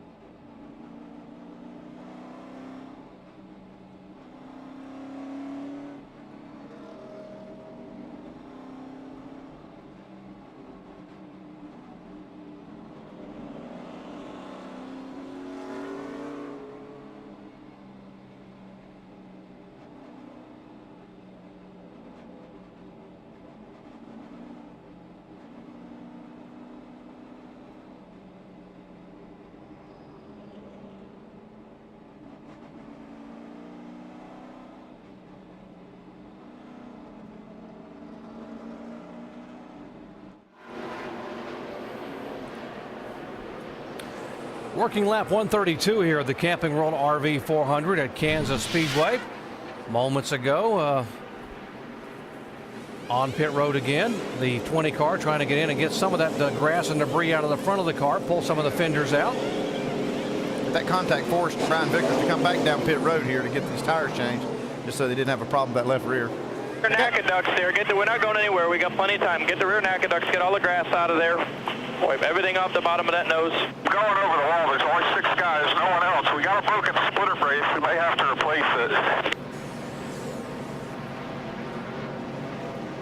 Home Depot sells some pretty good mowers, but that may be the most expensive one they have right there. He did a good job with that splitter coming down and cutting the grass, and they've made the repairs and gotten the grass away. Yeah, they've got down pit road and bagged it up now. Yeah, ready to he could go. have definitely got that mowed quicker than any other thing that they sell, I'm pretty sure. Pace car's off. We'll see if Barton Truex with those 2 tires should continue to hold off Jimmie Johnson.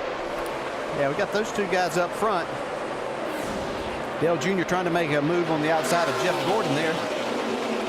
Hadn't said too much about the Cats in 3rd place, and that's no one else but Greg Biffle. Yeah, there's Junior trying to sneak on the outside of that 24. Not Jeff Gordon's first rodeo, though. He's not going to give him a lane on the outside. Let's give a call to Clint Boyer, man. He's moved his way all the way in the top 5 after getting down a lap early. Yeah, that's very impressive. He could come back. He's done a great job so far. Still holding off Jeff Gordon, barely holding him off. Man, he about lost that car. Loose there, yeah. Almost into the 47. Jeff's going to take advantage of that. Move to the high side of him. Take that 4th spot away. Mike? Well, you can see Clint Boyer racing Jeff Gordon real hard right now, and this car has been stout despite the fact that they got that early penalty. They've been running laps real close to the leader's time throughout the day. Boyer now to the inside of Gordon trying to make the pass now. You know, this does not surprise Gil Martin, I can assure you. He told me this morning that with the Chevy engine package and with all the torque it produces, it's really good at a track like this where the RPM span from, say, 6,000 to 9,000. Maybe, Andy, maybe you can elaborate on what he meant by that. Well, Mike, what he really means is that these lap times fall way off because the tires wear out so quickly and the lap times fall off. That causes the RPMs to come way down. And that's when a torquey engine, like they're talking about, when it works down in those lower RPMs and pulls these cars out of the corners, can really pay off. You know, when Clint Boyer had his problem and he came back out after going through his pass-through penalty, he came back out in front of Jimmie Johnson early in the race, and he was able to actually pull away. So we shouldn't be too surprised now that he's gotten himself in this position. Look at the RPMs here on Clint Boyer's car. You can see the RPMs getting down just above 7,100. Throttles back up, so that's where they were talking about as we see Jimmie Johnson trying to reassume this lead from Martin Truex. He will take that spot away. What I like about this 48 car is you'll see it sometimes on the bottom and sometimes up top. I mean, this car's working good everywhere, all over the racetrack. 3rd time of day, Jimmie Johnson has led the race. Martin Truex, by the way, has led twice for 27 laps.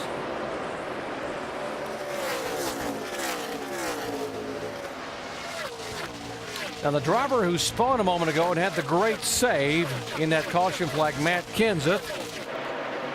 Back behind the 42 in the 9 car, Kenseth being shown in 20th position. Yeah, it's calmed down a little bit for him. He's got past some cars that were racing really hard.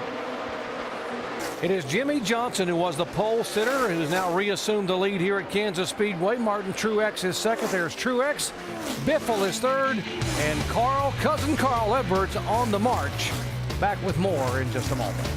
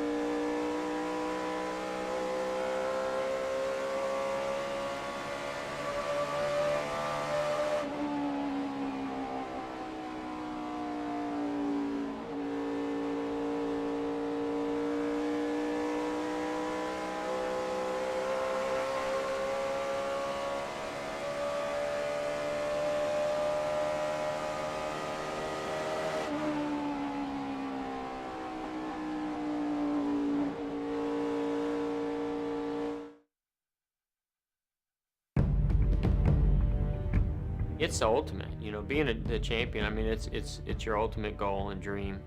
It's what every driver looks forward to and plans their lives around, basically. I mean, it is everything in our sport. Two of the Hendrick Motorsports drivers competing in the chase for the NASCAR Sprint Cup as those drivers continue to run well today here at the Kansas Speedway. Jimmie Johnson leading, Jeff Gordon running 5th, Dale Earnhardt Jr. running in 6th. And you see where they are in the championship standings as they run just past halfway in today's event. Been watching Jeff Gordon's car, Rusty. Yeah, I've been watching him a lot. He's complained about the car being loose on the top of the track and tight on the bottom of the track. But one thing I've noticed, this car is really hitting the splitter really hard. A lot of smoke coming off this car almost every single corner. And as a driver, I've had that happen before, where you get up on top of the racetrack, the right rear falls down, gets loose. You get to the bottom of the track and it gets tight.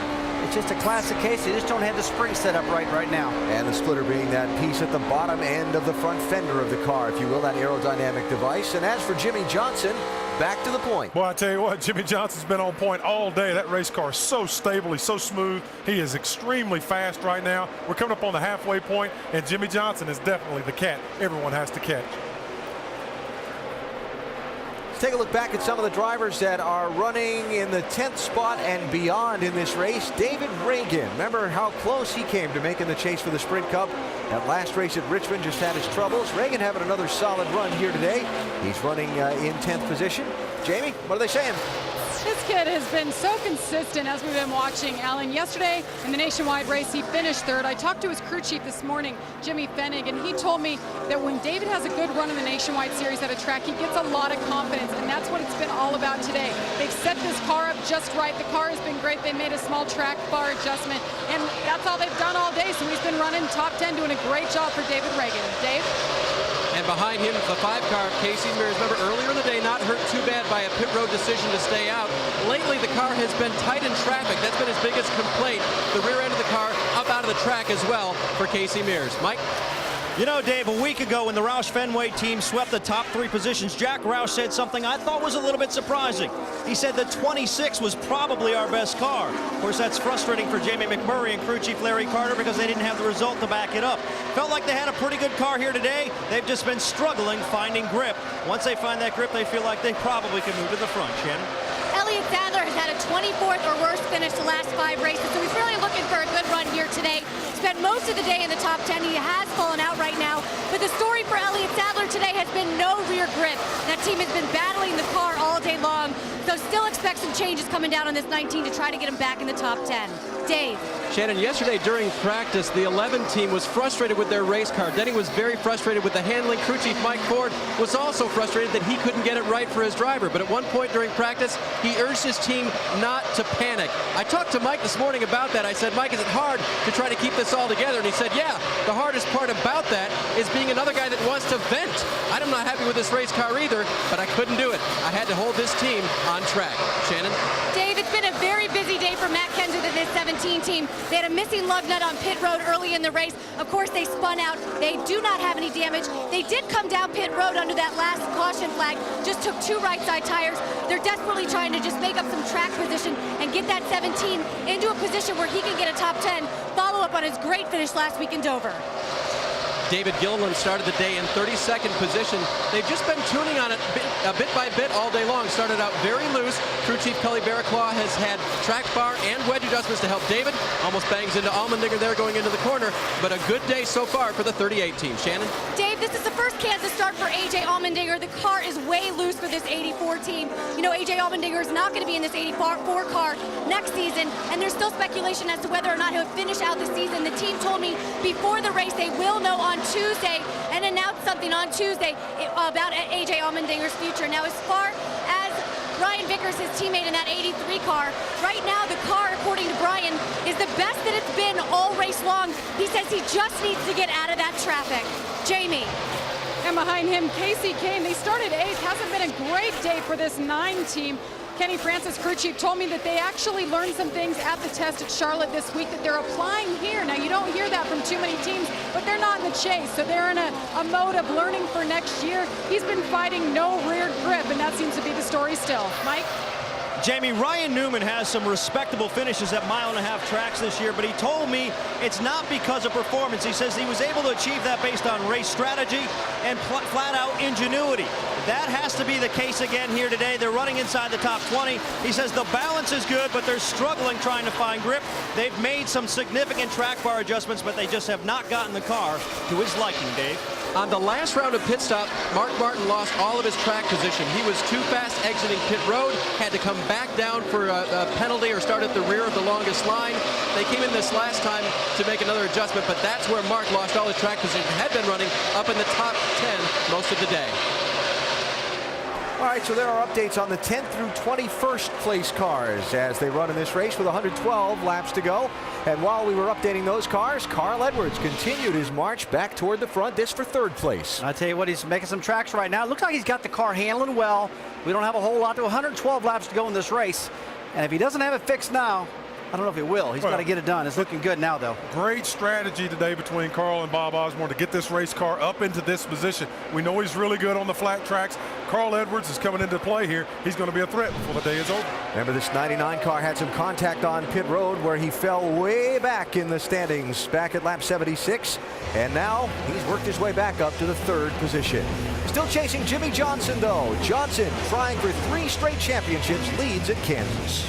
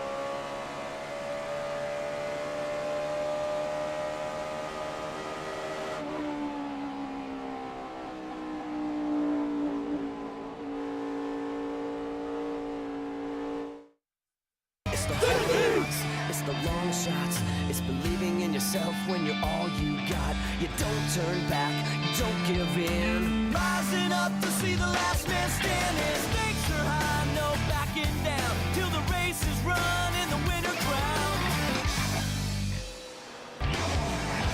At Kansas Speedway, just over 100 laps to go here in race number 3 in the NASCAR Sprint Cup chase for the championship. Jimmie Johnson, who was the pole sitter, has led the bulk of the laps. He's led 3 times for 53 laps. There is Jimmie out front. But the man on the move has been the guy from Columbia, Missouri. This is the closest track to his hometown. It's his home track. We're talking about Carl Edwards in the 99 car. Has now taken the second spot away from Martin Truex Jr. The driver who won the first 2 chase events at New Hampshire and Dover, Greg Biffle, holding solidly back in 4th position.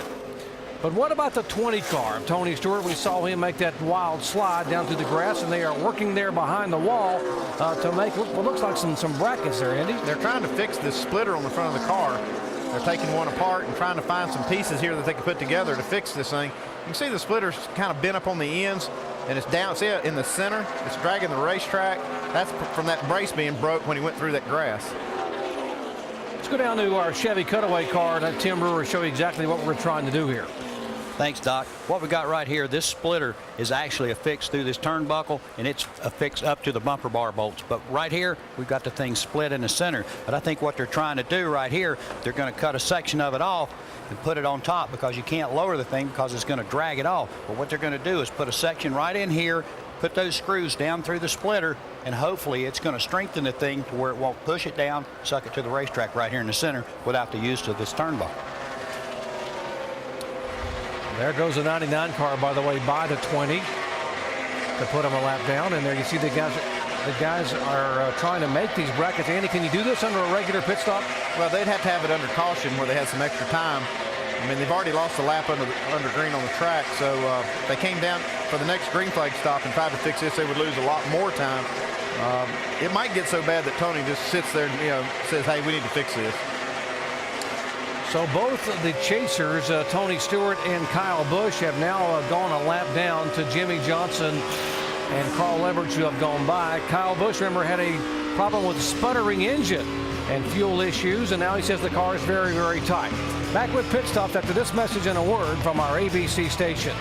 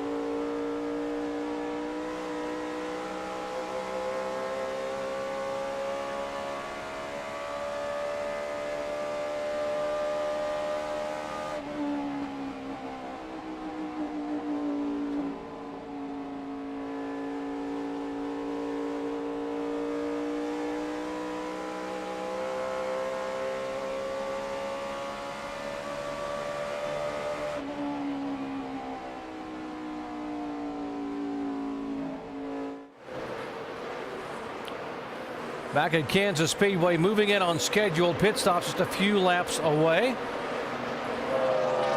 There's the 48 car, Jimmie Johnson, who is our leader. There has been a little Chevy shoving up here between these two guys, the 3188, who went at it a little bit at Dover a week ago. Jeff Burton, the 31, Dale Earnhardt Jr. in the 88. These guys battling for 6th and 7th spot. These guys are still going at it. See Jeff Burton, he gets a big run down the straightaway and drives underneath Dale Earnhardt Jr., but whoa, Jr. doesn't see him coming. I guess a little loose there. And then watch as Jr. goes to exit this corner. You see the back end kicking out a little bit there, but that's nothing. Watch this. Oh, yeah. Wow. Now he's going to check to see. He thinks he's got a flat tire. And plus he's getting some of that rubber off there that he got up on top.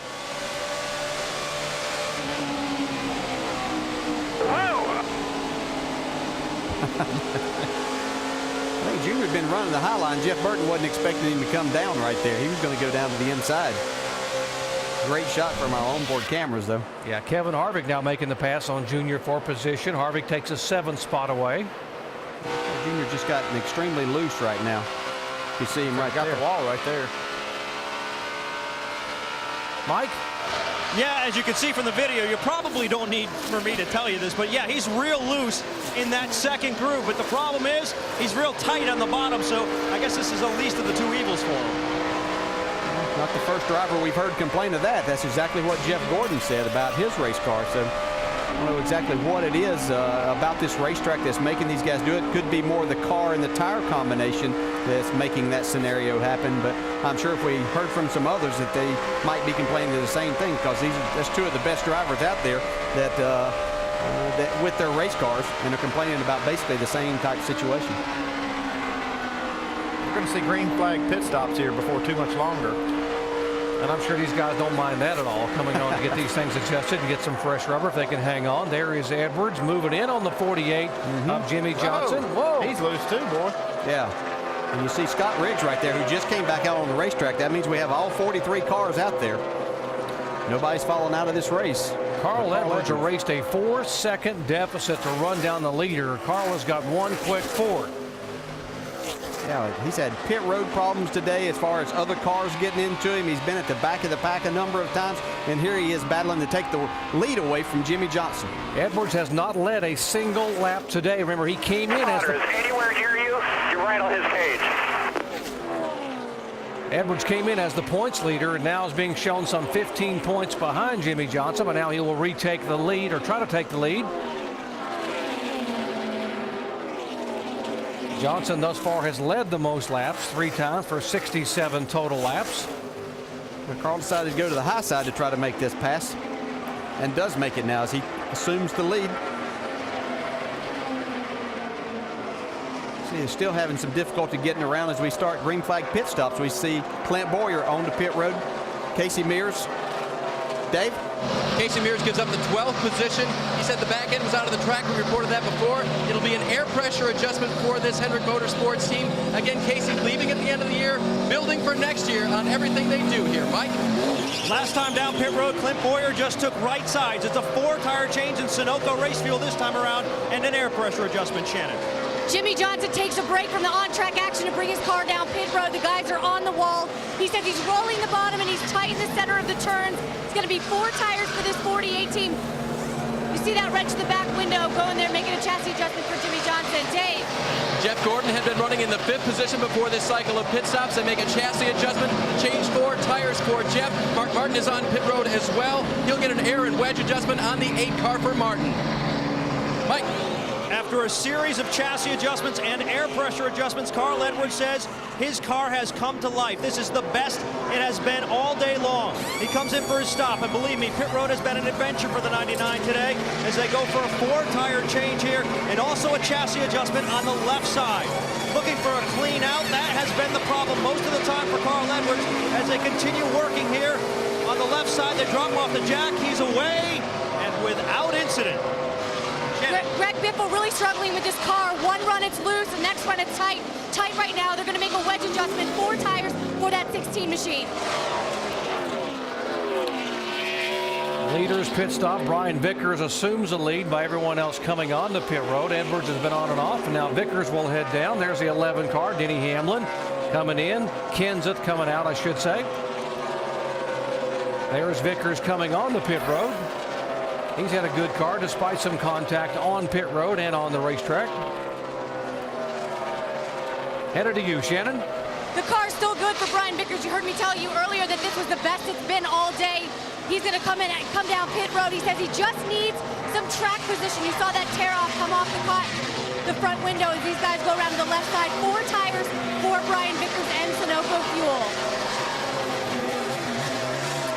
There's our leader, David Rudman, on the left side of your screen, coming into the pits now.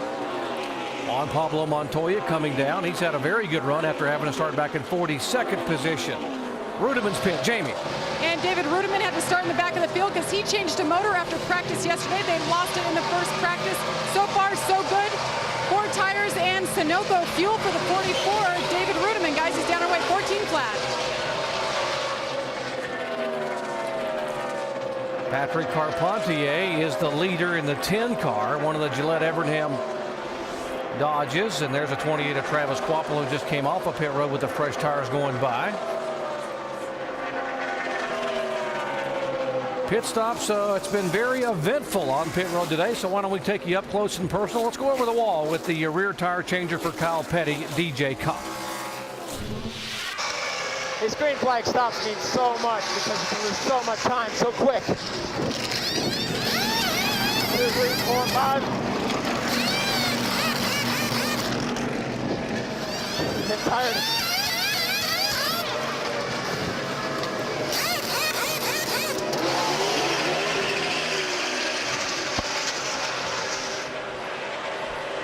You're watching ESPN on ABC.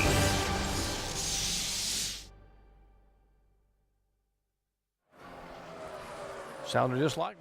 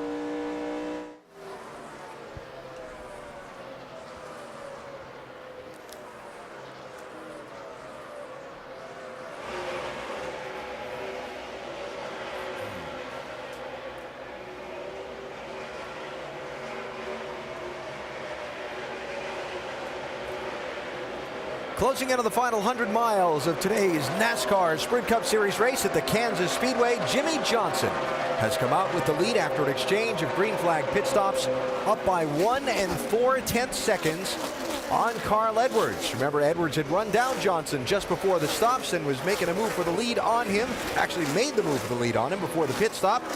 And they went down pit road and they come off, and now Jimmy's back out in front again. DJ, how does that happen? Well, Alan, there's a couple of reasons. Total time on pit road, there was just about 1 2/10 when they came off of pit road then and got back up to speed. Jimmie Johnson was about 2 seconds ahead of him, so they made up a second on that time on pit road. But what that tells me, Jimmie Johnson did a great job. So how do you accent a nice pit work by your crew? You get on the pit road a little faster and exiting, and that's how he made up a big difference. Took what was a deficit and turned it into a positive and made a gain out of it.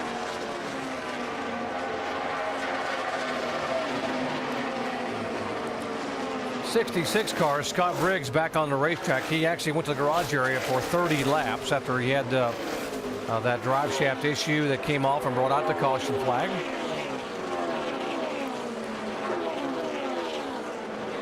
'48 car going by Travis Quapple. Jimmie Johnson has led the most laps in the last 2 years. A driver who has led the most laps in this race at Kansas has had trouble late in the race and has not even had a top 10 finish. Well, that doesn't bode well for the lap leaders, but I still take it. I'll take my car out front all day and take my chances on that little stat. Chances. See Paul Menard on pit road. He's kind of off cycle. He'd been on pit road on the last caution when the other guys. You see on the left side there, battle for the lead. Carl Edwards has raced that deficit That's what happened through the pit stop cycle, where he ended up about 2 seconds behind. Now he's trying to take the lead back away from Jimmie Johnson. Carl has got an awfully fast race car right now, guys.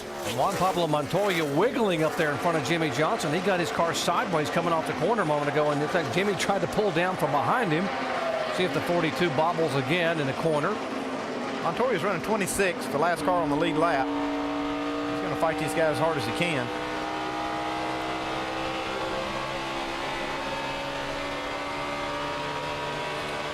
Yeah, he's not going away easily, and that allows Carl Edwards to get back up there to Jimmie Johnson. Carl said, I'll split the difference to go between you. Now Carl's going to try to keep that high side going and that momentum off the second corner to try to take the lead away. Not going to quite get there this lap from Jimmie Johnson. Remember, coming in, Carl Edwards had a 10-point advantage over Jimmie Johnson. Right now it is the other way around as Edwards tries to take the lead away. Edwards has led only 2 laps today. Coming out of turn 4, it'll be Johnson who will lead that time by as well.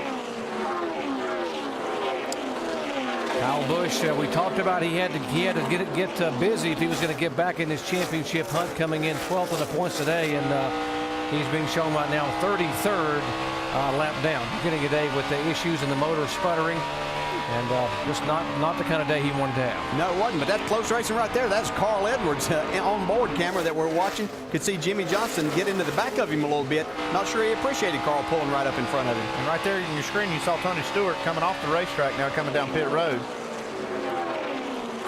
They were going to try to fix that splitter on the front. Remember, they had the issues, and they see the front of it's been eaten away by the asphalt. It just with that brace gone, it just rubbed the racetrack till it finally just rubbed away. They're going to have to do something because Tony can't even keep up.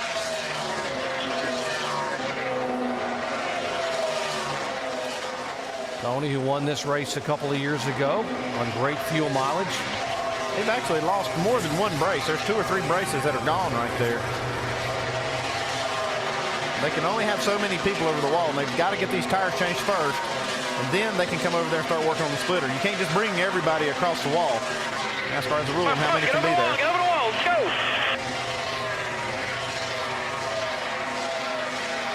This is painfully long, you know, when you're trying to fix something under green. They just had to do this, though, because the car was extremely slow. Yeah, and you could hear Tony's cut the car off because he'll sit there and run hot and then start pumping all the water out of it. Shannon? Yeah, this team has been so busy during this green flag run assembling that splitter. They've been down here with parts and pieces, just putting it together, anticipating, trying to get it ready for when this pit stop happened. As you can see, them working on that splitter right now for Tony Stewart. No other word over the radio about the car condition, so we'll listen in on this next run and let you know how this car is handling for Tony Stewart. You can prepare a lot behind the wall. You can get all this stuff ready, but it still takes a lot of time to get this installed on the car. They have to adjust these braces. First, they've got to hook them up. Then they've got to get them adjusted correctly. So this is going to take quite a long time. Left side of your screen, battle for 4th position. Jeff Gordon trying to get it away from the one of Martin Truex. Hey, Andy, if I'm not mistaken, he broke the splitter bracket during the ride across the grass. But how about that crew member? You think he might have stepped on that thing when he got up on the middle of that hood? He could have, Tim, but boy, they were sure mowing a lot of grass through the infield. And, actually pulled it down and made it rub the racetrack, too. So, yeah, that's a pretty good sized boy stepping on the thing. I'd say about 250 pounds. I'd say that's what really broke the thing and really magnified the situation because, as thick as that thing is, it's pretty solid across there unless you got a person standing on it.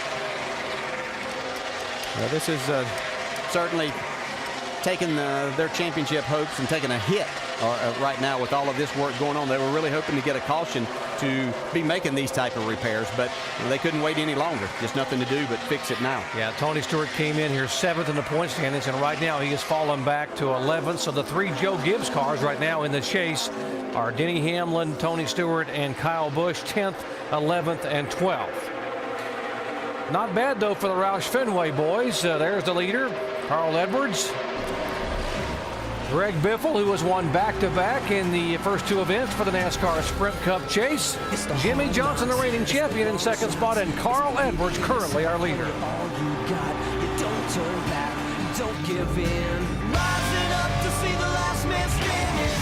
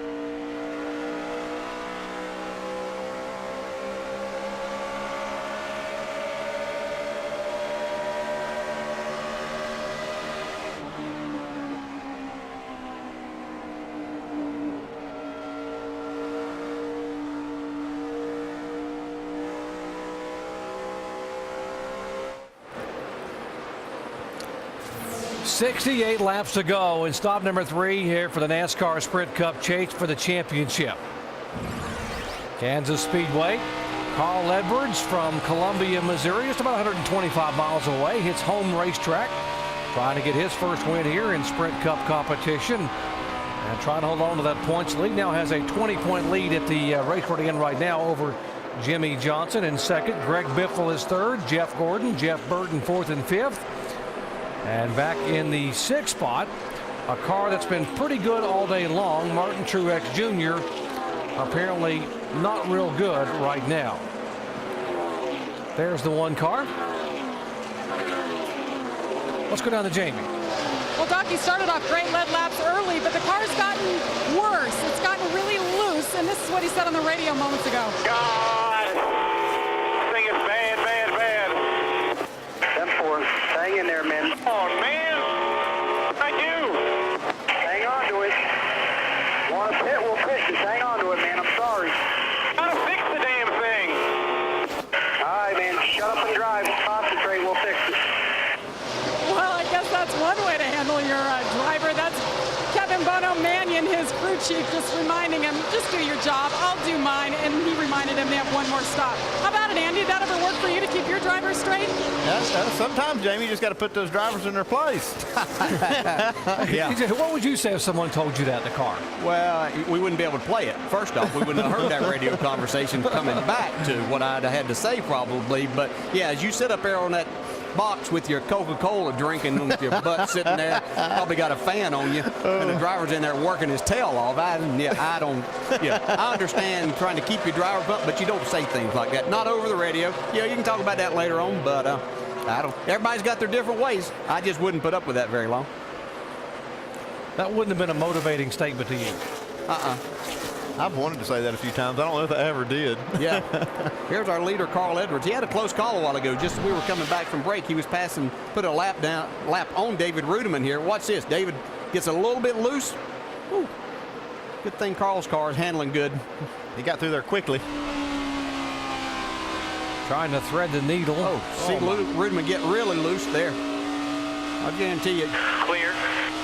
Carl talked about last week whenever Carpentier spun out in front of him, he saw his whole season go in front of his eyes. He could envision that happening there again as he's leading the race right now. Rudiman did a good job right there, really, to keep that thing at least a lane off the wall so Carl had somewhere to go. Let's update Dale Earnhardt Jr. in the 88 car. He's currently being shown in 10th position, but David Reagan, who was a Dale Jarrett sleeper to possibly win it today, is moving in on it. Mike? Well, Doc, as we noted not too long ago, before that round of pit stops, Dale Earnhardt Jr. real loose in that second groove. So when they came down, they made a slight track bar adjustment, really just trying to tighten him up. But Dale Jr. not happy at all with that adjustment, saying the car is, quote, terrible. Very unhappy. They still have some work to do, but the laps are winding down. We've seen that movie before with this team where they've run pretty good in the beginning of the race, but here we are at the end, and they're going the wrong way. Yeah, really struggling right now. Hey, let's go back a second to Martin Truex because we got Junior here. We've heard them talk about they need more information from him. Well, here's a driver trying to give some information, just pleading to help him a little bit, and then you come off with a comment about shut up and drive. Hey, I didn't say you do that. I know you did. I shouldn't be busting on you. Wasn't that a Rihanna song or something? I think we struck a nerve with Dale on that driver. I haven't calmed down yet. I'll be quite honest. Ice cubes to Jarrett. Here we go. Let's get. Here's Kevin Harvick making a move in on the struggling Martin Truex, and that would be for position for 7th spot. Another good solid performance by this 29 team, Kevin Harvick. Man, you got to hand it to them.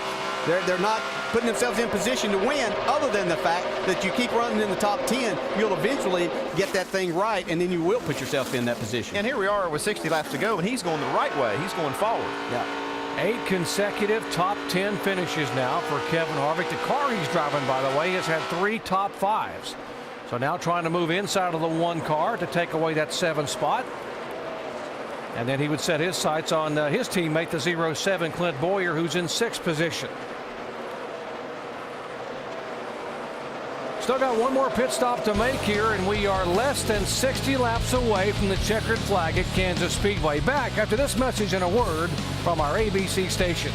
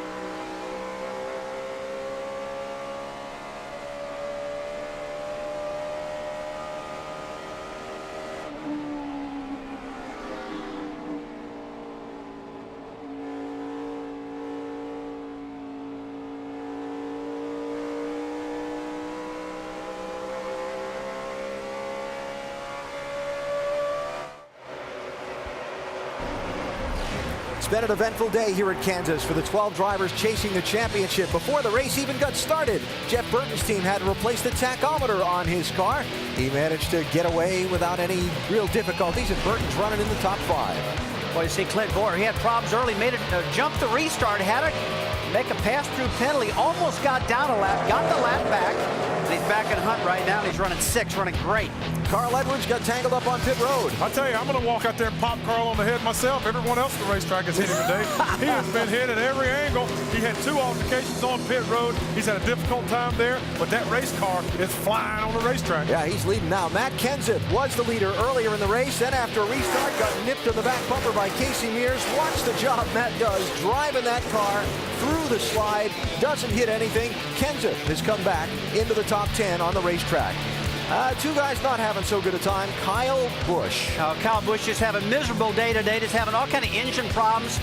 He's well off the pace right now. He's a lap down. He's in 32nd position.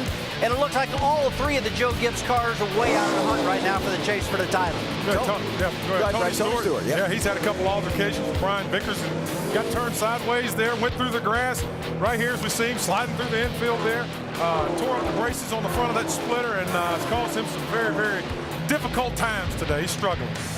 Tony Stewart now 6 laps down in 41st place. So despite all of those incidents and things that you've seen, look at where the championship chasers are running for the most part. Almost all of them in the top 10. Denny Hamlin 15th, Dale Earnhardt Jr. 11th, but then you've got Stewart and Kyle Busch. It's been a strong day and a strong rally for Carl Edwards, Mike. Yeah, it certainly has, and Carl Edwards looking for his 7th victory of the season, and right now he's pretty much in cruise control. No one running with him up front. Right before this last run, though, he said that's the best the car has been since the last pit stop where they made a wedge adjustment on the left side. Said it got a little bit loose. It's improved as the run has gone on, but not as good as it was the last run. Shannon? Really no major problems for Jimmie Johnson in that 48 today. The car does like the clean air, as most of the cars on the track. I spoke with Chad Knaus. He told me he felt last week at Dover was going to be the weak link in this chase for the 48 team. He said if we could top 5 them to death, I would be surprised if we did not win this championship. Now, for Greg Biffle running 3rd right now, it has been a struggle for this team all weekend. His crew chief, Greg Irwin, told me in practice they weren't very good, so they punted. There's a caution on the track, guys. Caution number 6 on the day. With less than 50 laps to go, and these guys will now be able to make a final pit stop under the yellow flag. 28 car looked like he got in the fence a little bit off of turn 2. Travis Kvapil, damage on the right side of his Ford. Yeah, he went straight up into the wall. I didn't know if he hit it or not, but he was obviously he has.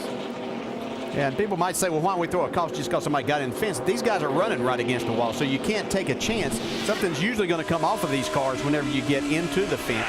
You see him right in front of Michael Waltrip here. Does slide up and get into the wall. And again, it doesn't take much for something to come off and get onto the racetrack, and that's where a lot of these guys are racing. He came off that wall real slow, too, and it looked like a lot of guys might be getting into the back of him, so see a lot of guys coming right here behind him. Yeah, rode the wall all the way around. Bobby Labonte just snuck by right there. This caution a break for Brian Vickers, who will get the free pass. He was in 17th spot. He will get back on the lead lap now. And the leaders who wanted to come on and make this final stop under the yellow. Top 7 drivers are chasers. 9 of the top 11 are in the chase. You see the 99 car coming. That 84 car of A.J. Allmendinger is in front of him in the pit stall, and he'll be coming in as Carl's ready to leave here, possibly. We need to watch for that. Dave? Jeff Gordon is in his car, loose in and off. They didn't want to take the time for one of the tire changers to pull a spring rubber from the left rear, so Jamie Frady, the catch can man, is going to put a rounder wedge in the right rear to try to tighten this car up. Mike? As noted, Carl Edwards a little bit loose, but Bob Osborne calling for no changes, just 4 tires and fuel. Feels like this car's still pretty good enough to pick up the victory. Shannon? Greg Biffle's going to take a rubber out of that left rear spring. Still struggling with this car, 4 tires and fuel. And down pit road, Jimmie Johnson, 4 tires, fuel, adjustments for this car. Jimmie Johnson's down and away. Johnson will win the battle off of pit road and gain a spot. Jeff Gordon up 1, as does Jeff Burton. Biffle back 2. They never took that rubber, as you heard Shannon say, out of the left rear. And Kenseth +2. Now, You were talking about maybe getting blocked in there for the 99 car a moment ago. Yeah, they did a great job here, and it timed out just right because he's in his stall. He's got it aimed out a little bit. Wait on me. Go, go, go, go, go, go, go. All the way, all the way, all the way, all the way. 84 got in. Grass, buddy. Yeah, he got out clean. But it was just enough that Carl had to turn those wheels and couldn't give it going straight out. And that's what allowed Jimmie Johnson to beat him out of the pits. That and a good pit stop by the 48. Yeah. Thinking like a crew chief, knowing that could possibly happen, warning your driver. Back with a restart here in just a moment.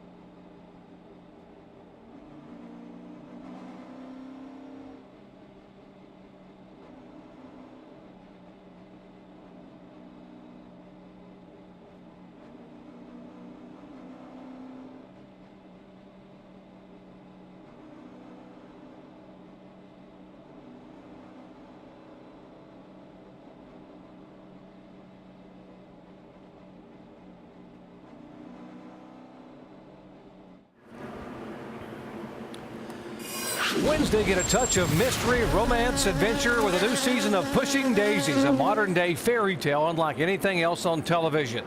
See what's growing on ABC's Pushing Daisies season premiere Wednesday, 8 o'clock Eastern, 7 Central on ABC. 07 car for the second time today has had an issue. Clint Bowyer was too fast on entry and exit of pit road just a moment ago on that stop. Remember, he jumped the start at the very beginning of the race and was black flagged for a pass-through penalty. See the cars going by him. And here now that the final pit stop, Greenfield final stop has been made where the chasers will be restarting. Jimmie Johnson back up front, see Edwards there. Bowyer was to restart back in 10th spot. How about Jeff Gordon starting third now on this restart? Yeah.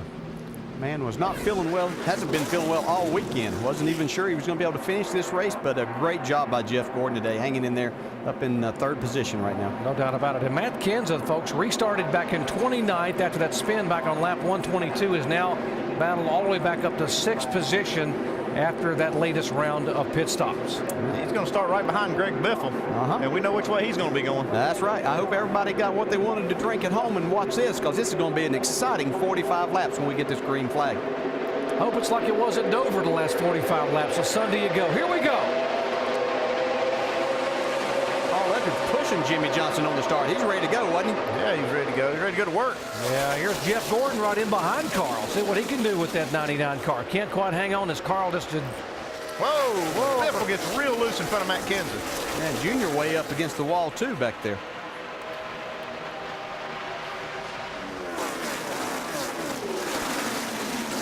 Saw the 9 car down there a moment ago in front of Jeff Gordon. Casey Kane is a lap down. Now Gordon able to get by the lap car of Kane.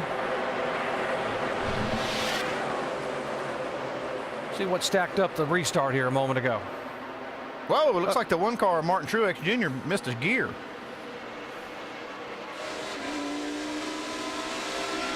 front of you. They're checking up. Everyone stay high. 2 inside, still 2 inside, 2 inside. 0-7 of Clint Boyer dropped back a couple of spots on that restart there. And now seems to be trying to move inside of the lap car of Scott Briggs.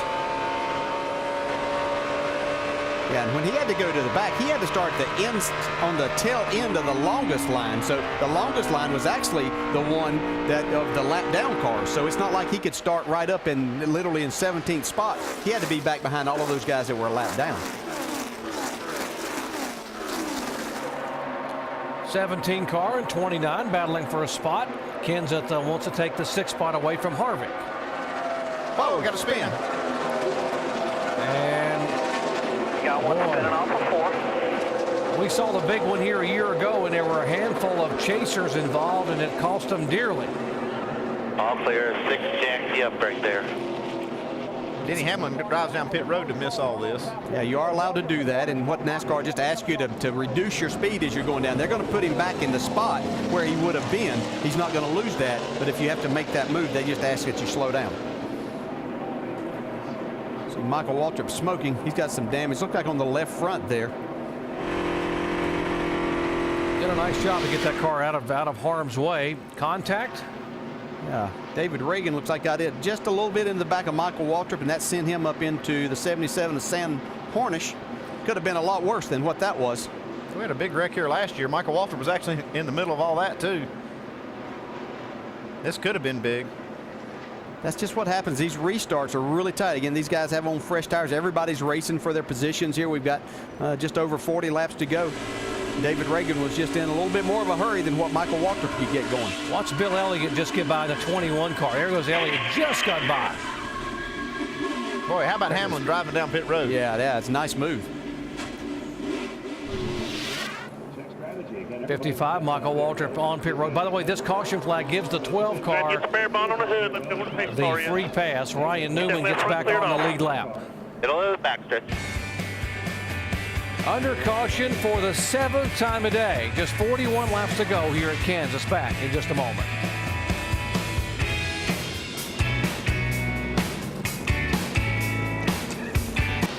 $40 laps to go here in the Camping World RV 400. Under caution for the 7th time a day. The incident, Michael Waltrip spin, and of course Denny Hamlin was able to go down pit road, and then as Michael was coming across, a great move by the 21 car of Bill Elliott to avoid the spinning car of Michael Waltrip. There's the 11 car. Let's watch what happened on his maneuver for the miss and listen in to his spotter. Up in front of you, go down pit road. Go down pit road. Just slow up. Just keep slowing up. We'll be fine. They'll put us back in our spot. So that's the rule they allow you. They do allow you to get back in your position if you have to use pit road. By the way, while we were away a moment ago, some of the cars coming on the pit road, the 11th and 12th place cars, Dale Earnhardt Jr. and Jamie McMurray in for a pit stop. Brian Vickers in 16th and Clint Boyer back in 17th came on pit road to make a tire change as well. These cars, the last cars on the lead lap, so they had nothing to lose. Okay, coming to green this time. I think these cautions probably benefit Jimmy Johnson a little bit more. It looked like Carl Edwards' car is a little bit better on the longer runs. Yeah, the more they can shorten this run up, the better it's going to be for Jimmy. He got a good jump. Having this lead is a big deal right now. Probably doesn't hurt an ailing Jeff Gordon either to be able to take a breather every now and then. The pace car getting ready to pull away. Let's listen into the spotters as we go full throttle. All right, boss. Pace car's in. Be ready. Be ready. Be ready. Be ready. Green flag. Green flag. You're clear. Still there. Still inside.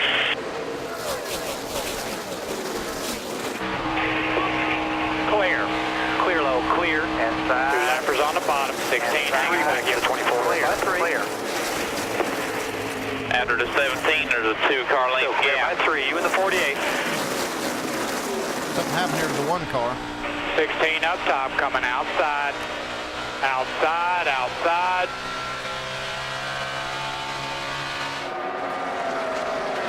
Clear up behind him. All clear.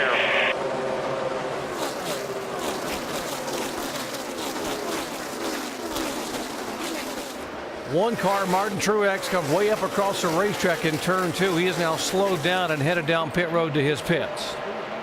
Yeah, that looks go like in the right side window. Marcus Ambrose also in the wall, had some contact over there with his Ford. And I believe on the one car, there's something, ignition or something there. That car wasn't running when he came to pit road. You can see them working inside.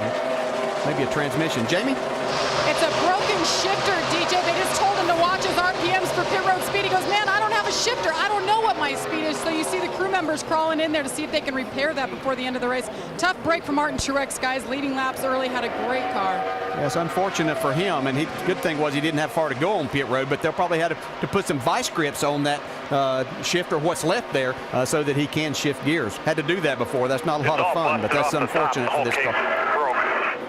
Former Roush Fenway teammates Jeff Burton and Matt Kenseth, who are great friends off the racetrack, battling for position right now. Kenseth in 5th spot. Yeah, Matt just took that 5th spot away from Jeff Burton. I don't think we can count him out of this thing yet. Fast race car. He's let the leaders get a little bit away from him. He is about a little under 3 seconds behind these guys. I'd say another caution is going to put this 17 back in the picture. We were talking to these guys about how tough it is in this chase, and we asked Jeff Burton. He commented about how tight the field really is. If you watch one of these races, you know, the top 3 or 4 cars are head and shoulders above the rest. And then the 5th to 15th, 20th, they run the same speed. And it's crazy how competitive it is. Once you have the restart and everything gets spread out, we've been a half of a tenth off of the best cars. But we've only been a half tenth better than the worst cars. That's how competitive it is. That pretty much sums it up, and it is that competitive and that tight. I mean, you see 3 or 4 guys up front, and everyone else is just one in one big cluster. Well, that's exactly what NASCAR wanted when they created this car, this new car, was try to even this competition up, and they've done a great job with it. These cars do all run about the same speed, and it comes down to who can actually sit up on that wheel and make those pit stops and make those decisions of who's going to be up front. I think the only thing that it could have possibly done was separate these bigger teams from the teams that have fewer resources, but that's always been the case. It just doesn't seem like these other guys have too many chances to win. As we see this battle continue right here, Jeff Burton's gone back to the inside of Matt Kenseth, trying to take that spot back away. Matt ran up on the 8 and the 9 cars here and couldn't get by them, and that allowed Jeff Burton to try to get back to him. Yeah, Martin and Kane are actually being shown a lap down. Mark Martin and they're 18th and 19th, but the 31 and 17 are on the lead lap. Check in more on Jeff Burton. Whoa, Jamie. Well, you guys are talking about the CRT. I talked to Scott Miller, crew chief for Jeff Burton this morning. He said this new car, it's been an adventure. We're just struggling to really find speed. We feel like we can contend for the championship, but we can't exactly check out and dominate. They're still, he says, within striking distance of finding speed, guys. I think when you talk to drivers about what do they need, and the majority of them tell you, I don't think anybody's really looking for the car to drive good, because I think they know realistically that's not going to happen, but they want a little bit more speed. And I know that's what the sport is about, and it may sound kind of trivial, but that's what they're looking for. They can make their cars drive reasonable, but they just can't get that extra speed that they need to be right up at the front of this pack. At the end of the year, NASCAR, there's been some rumblings they may make some adjustments on these cars for 2009. What do you think they should do to help these cars to drive better and be more competitive?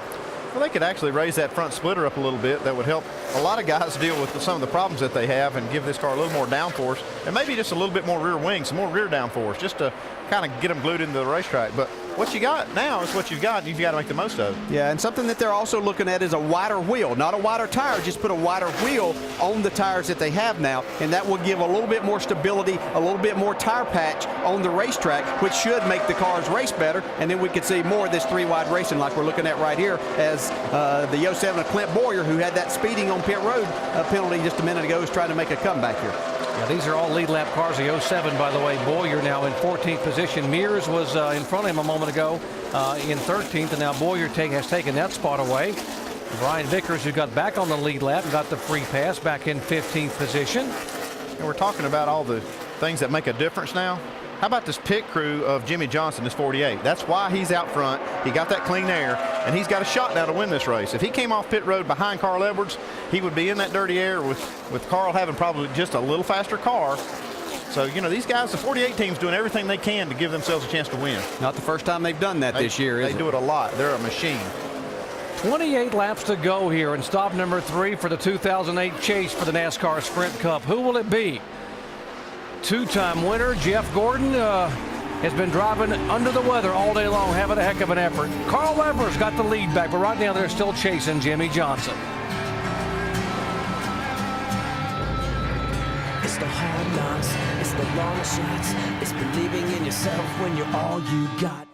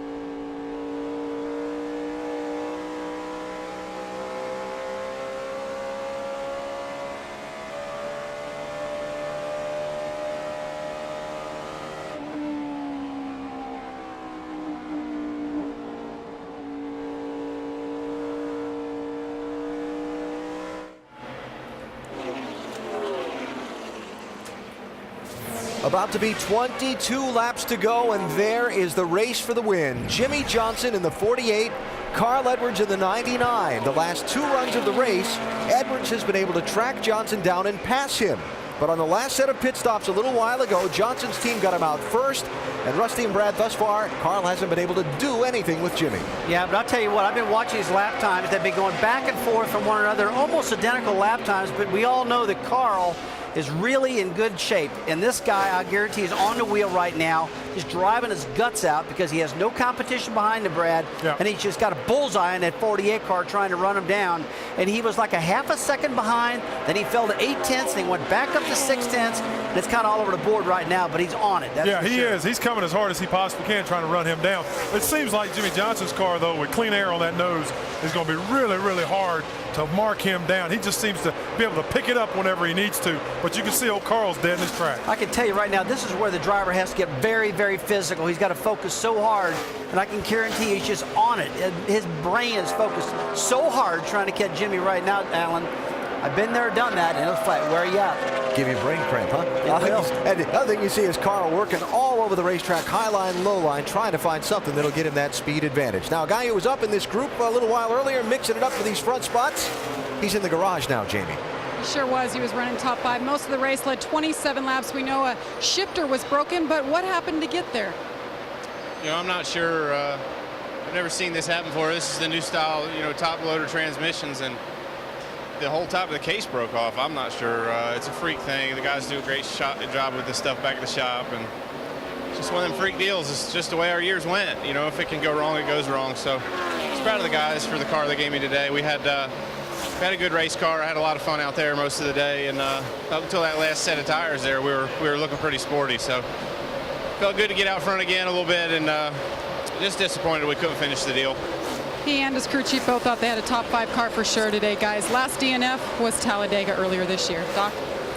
He had led 27 laps today, Jamie, having a really good run, Martin Truex Jr. Now there's the differential between Jimmie Johnson and the chasing Carl Edwards. Let's listen to Carl's radio. Let him run up there. You're better down there right now. It's coming around, Bob. We'll be fine. We got a long racer. 4x10, we'll be just fine. You're right. You need some help for a couple laps. Turn those speed blowers off, bud.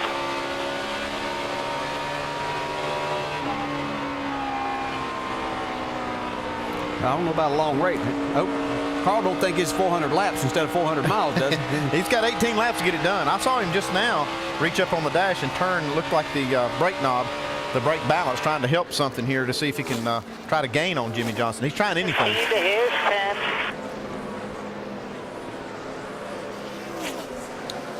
So Edwards holding on the second spot. Jeff Gordon, who said he had never been as ill as he was today climbing in a race car, has done a remarkable job in that 24 car. Although he has not led a lap, he has held on to the top 5 most of the day and now sits in 3rd spot. Dave. And Jerry, remember, they started the day in 8th in the chase with a lot of ground to make up. And this appeared on their pit box for the first time this weekend. Whatever it takes, no excuses, no explanations, and a picture of the Sprint Cup to be awarded the champion this year. Jeff has lived that out today. He's not said anything about his condition in the race car. He's just driven hard, asked for adjustments, and tried to make that car better all day. He runs 3rd. Shannon? Hey, listening in on Greg Biffle's radio, it sounds like this team is not going to win 3 in a row. This has been a struggle all day for this 16 team with this car. They have thrown everything at it. And Greg Biffle just said over the radio, boys, it's over. We are in big trouble. He's just trying to hang on to 4th place right now. Still not a bad way to start the chase. 2 wins and a possible top 5 finish in the 3rd race, and Biffle will be right there with them as we head to Homestead. Back in 5th spot, Matt Kenseth, who had that spin and had to restart back in 27th position at lap 122, and he has driven this car back into the top 5. Made a nice recovery, but he's just not going to be in a position to have a chance to win this thing. But done a nice job to get back up there. Yeah, before he could get through the traffic and everything, the lap cars and the cars that he was racing with on that restart, these other guys just got away from him. But a nice run. Kevin Harvick there in the 6th spot. Another good, solid day for this race team. You can see his progression throughout the day. So Biffle just hanging on, right? Yeah, I think his idea of hanging on and a lot of other people's are 2 different things. You see, got a little bit loose down there on the bottom as he tried to make that pass on Jeff Gordon. What was it? Biffle took the lead at New Hampshire with 12 laps to go and won the race. He took the lead at Dover with 9 laps to go and won the race. He's going to try to take the 3rd spot away from Jeff Gordon here with 13 laps to go here this time by. There's just no give up in this guy. He might get a little bit down that they aren't going to win their 3rd race in a row. Or it doesn't look like it. I know we still have 13 laps to go, but right now he's just trying to get that 3rd spot away, which is 5 more points. That's the difference between a good race car driver and a great race car driver. Greg Biffle does not have a good race car right now, but he has not given up. He's still giving it everything he has. He's not using it as an excuse to not go for these spots. Yeah, and he's aware enough that of the situation to know that those 5 points right there, they might not seem like a lot to us right now, but when he gets to Homestead, that might be the difference of winning a championship and not winning that championship. See, Gordon's been able to pull back away. He actually forced. Got some debris coming off on Michael Waltrip here. Got this another bring out a caution flag. Yeah, No we're still green. One. And no caution as of yet. There's a lot of debris somewhere. The whole center of that tread is gone from this car. Rodney Wise. That in there it is. Yeah, it's out of the way. Yeah, it's down off the track. NASCAR spotters have not told the flagman. They said leave the green out, so we are staying green here with 11 laps to go.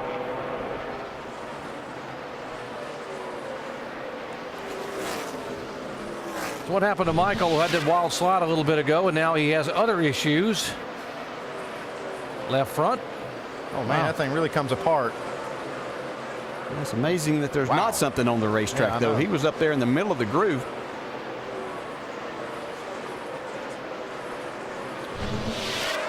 Here is the leader, Jimmie Johnson. Now, we talk about today's Sprint Cup monster moment. Well, it has to go to these guys right here. I mean, what a phenomenal job they have done on pit road. You got to give it to these guys. They have really done a good job giving Jimmy a chance to win this race. And you want to see the best a race car driver has, get him out front like this, and he'll give you all he's got. Now you can see Carl Edwards coming right on the outside of him. For more monster moments, check out NASCAR Sprint Cup Mobile. Great job, guys. Jimmie Johnson has responded by leading 5 times today for 114 laps. From a driver's seat, boy, that's the best pass that you can make all day is when you're on pit road and your crew does a great job of getting you out there and giving you that opportunity to where you don't have to battle and use up your car and tires to try to make the pass to get back to the front. He's still got 9 laps, and he's got a hungry Carl Edwards right behind him. He's still working hard trying to get up there. Yeah, he's not going to give up, I'll guarantee you. Just any little slip that he may see from Jimmie Johnson, and Carl could be right there. And if he can get to his bumper, loosen him up, then anything can happen. Jimmy's been awful strong on this last run.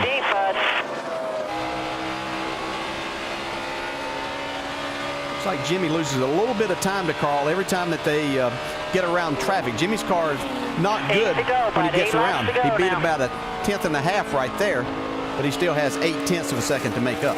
You see what he's doing there? He's trying everything. He went down completely on the apron that lap to try to see if he could cut off a little bit of that time. Yeah, it's cut off time, and it looks like his car might be a little bit on the tight side. Yeah, you can see him trying to get down on the apron in the corners a little bit too. Well, I said tight, and he slides it through the center of the corner. I'm going to tell you something. You got to give this guy credit. He's driving this car hard, buddy. I tell you what, you talk about us calling drivers a wheel man. He is certainly one. How you doing it, bud? You can get him. You saw that big slide, and he outran Jimmie Johnson by 1/10 of a second again. It's down to 7/10 of a second. With 7 laps to go, which means he'll catch him on the white flag lap. Jimmie Johnson hoping he doesn't. How much this would mean to Carl Edwards. Home track for him. A lot of friends and family here at the track. Many more of you watching here on TV. Look at him work this steering wheel. You can't drive any harder than that. No. And that car's not driving really good right now. They've got a lot of laps on the tires, and he's just getting more out of it than what that car is really capable. We got traffic in front of Jimmie Johnson, so it could get interesting right here. 59. Let's go get some. They were pretty much even on that last lap. Here Bob Osborne, he's really working that radio, trying to keep Carl informed of what the interval is and try to keep him pumped up. Go for this thing. Well, Carl really closing now because Jimmy up there behind Nemechek and Travis Kvapil. Well, what this does is take some of that air that Jimmie Johnson has had on the front of that car, takes it away. It doesn't just have to be somebody you're racing. It can be those lap cars that's taking that away, making it a little more difficult for you to drive your car and get the speed. Still another 10th. Carl Edwards knocked off of Jimmie Johnson's lead. Only thing is Carl's going to encounter some of the same problems as he gets to these cars also. He was wanting to run the bottom. That's where he was making his time. Now he's been forced to the outside. These guys are going to lay over here for these leaders in these last 5 laps. Give them room to race for this win. Joe Nemechek needs to move over for him.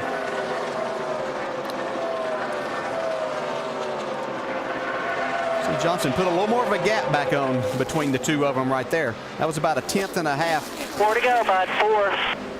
Top 7 drivers are in the chase.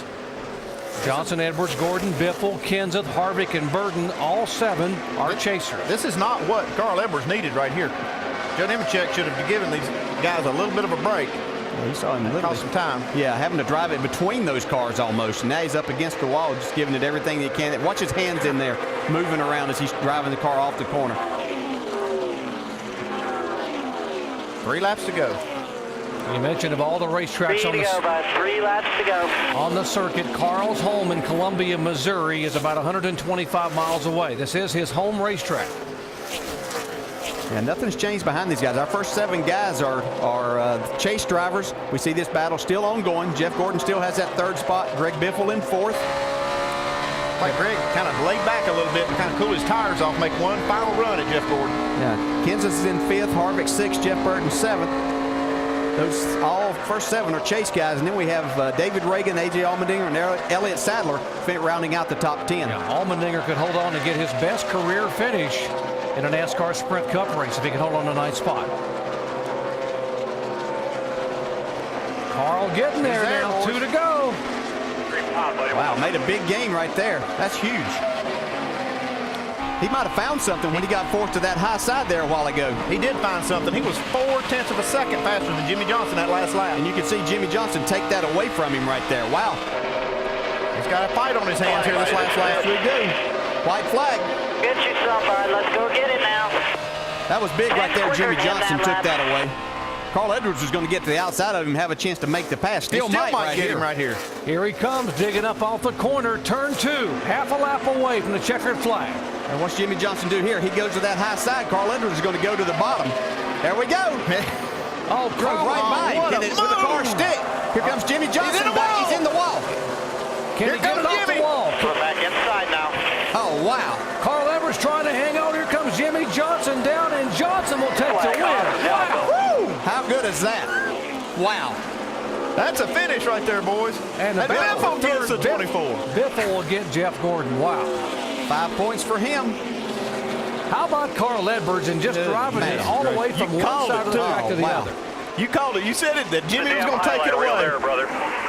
Man, oh man. And Carl was going to go to the inside. Yeah. Pulled the old slide job. It just slid too far. Of our top 13, there were 10 of them that were chase drivers.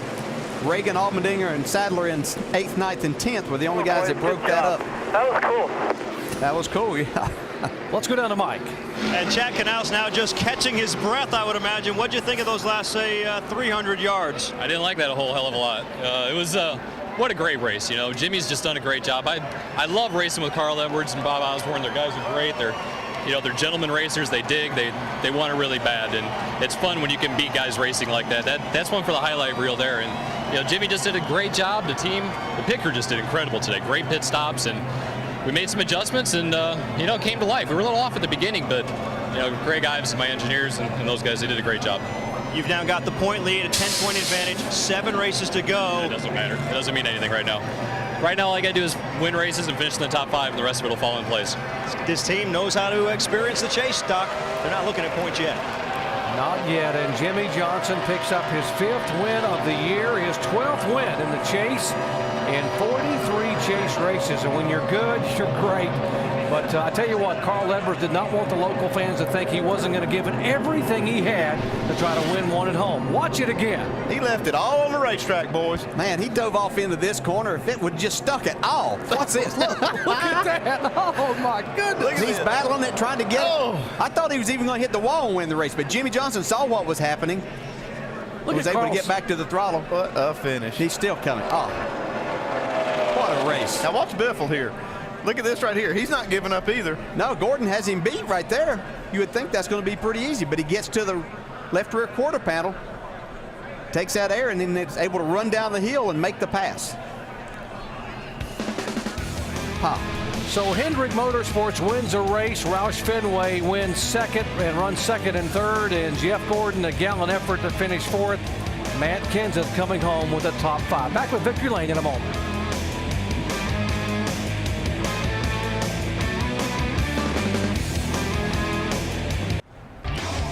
Carl Edwards walking over to talk to Jimmy Johnson. Those are the guys that finished 1, 2, and what a finish in that final last half a lap.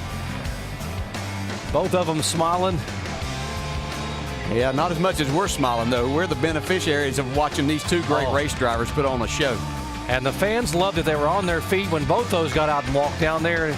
Great crowd of Midwestern NASCAR stock car fans got to see a fabulous finish at Kansas Speedway once again. There are the point standings. Carl Edwards now back 10 points. He was 10 points ahead of Jimmy Johnson coming into the day. And Jeff Gordon gains 2 spots up to 6th position. Earnhardt Jr. up a spot. Jimmy Johnson picking up his 5th win in 2008.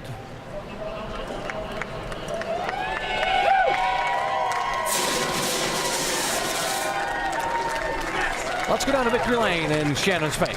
Jimmy Johnson pulled his 48 car, took a big sigh, huge smile on your face. Jimmy, walk me through that last lap. What was going through your mind as the 99 was coming on strong? Where'd he come from? Those last 2 laps, he figured out something and got a bunch of grip, and man, he was there. I just didn't know where. Thought I had him under control, and then all of a sudden he was there. So great race. I saw the slide job coming and dodged it and got a 1. It's teammates that win championships. How important was that last pit stop to get you off pit road into that clean air? Yeah, that really was the difference. 99 was probably better on the long runs there at the end of the race, and we did a great job of closing the gap. That pit stop from those guys really made the difference. I can't thank all the employee owners at Lowe's for their support. Chevrolet, this fall has been awesome, and all the hard work at Hendrick Motorsports. We're doing the right things. You know, we're just plugging along and doing our stuff. All right, well, Jimmie Johnson, according to NASCAR, is your points leader right now. Dave? And Carl Edwards breaking things down with spotter Jason Hedleski. You also broke things down a little bit with Jimmie Johnson moments ago. Carl, what did you want to discuss with him? I just wondered how far I cleared him by. I planned on hitting the wall, but I didn't plan on the wall slowing me down that much. Played a lot of video games where you can just run it in the wall and hold it wide open. And that's what I did, but it didn't work out quite the same as a video game. I just really, really wanted to win this race, so I feel bad for the guys back in the shop for tearing up their race car intentionally, but I wasn't going to get by them on the top, and I didn't want to go in there and slide job and hit them, and so I just did what I could do. But I just can't thank Office Depot enough, Ford, Aflac, all the fans here. I want to win this race more than any race on the schedule, and I guess I'll have to wait another year. And it seemed like bouncing off things was kind of the theme of your day, wasn't it? Yes, we People had, bouncing off you. And we had an up and down day, mostly down in the pits, but up on the racetrack. The guys did a great job, and the pit stops came around. They're actually pretty good. We just kept running into things, but man, that's as hard as I could go there at the end, and I wish I could have won that race. But Jimmy's a smart racer. I've done that to guys too. When they slide job, you just lift and go right back by and watch them, you know. And I just didn't know what was going to happen. I figured I had to try. All right. Two smart and two aggressive racers. Carl finishes second. Mike? Well, Dave, the winning streak is over for Greg Biffle, but another strong top three performance. How much of a handful was that car in the final laps? It was a big handful. I'll tell you, Sherwin-Williams Ford Fusion, really, really loose. And we were just trying everything. Greg Irwin and I talked about everything. We tried everything in the book to get that car to go a little bit better. And just fought it all day, tight in the center and loose on the gas. And tried to spring rubber out of left rear right at the end and made the car a little bit too loose. And I just hard-fought battle with Jeff Gordon. It seemed like Dover all over again for the win, but we're happy we got him at the end. Yeah, how would you describe that battle with Jeff Gordon? Obviously, every position on the racetrack right now, this time of year, very important, but you guys were going at it pretty hard. Yeah, all I could think of is 5 points at Homestead, you know, was determining the championship, and I just felt like I had to get him, you know, and just trying to set him up, and I went into 3 and 4, and I'm not sure what he did. He must have got a little tight in the middle of the corner, but he started sliding up, and I got a run on the bottom on him, and just beat him back to the stripe. But, you know, just a tough day. Wish we were a little bit better, but can't complain about finishing third. Greg Biffle very much still in the thick of things, just 30 points back. Top 5 today, 3 Roush Fenway drivers and 2 Hendrick drivers. And an order of contact, by the way, if you're scoring at home, Carl Edwards hit Vickers, Blaney, and then the wall in that order. But it was Jimmie Johnson who celebrates in victory lane win number 5 in 2008.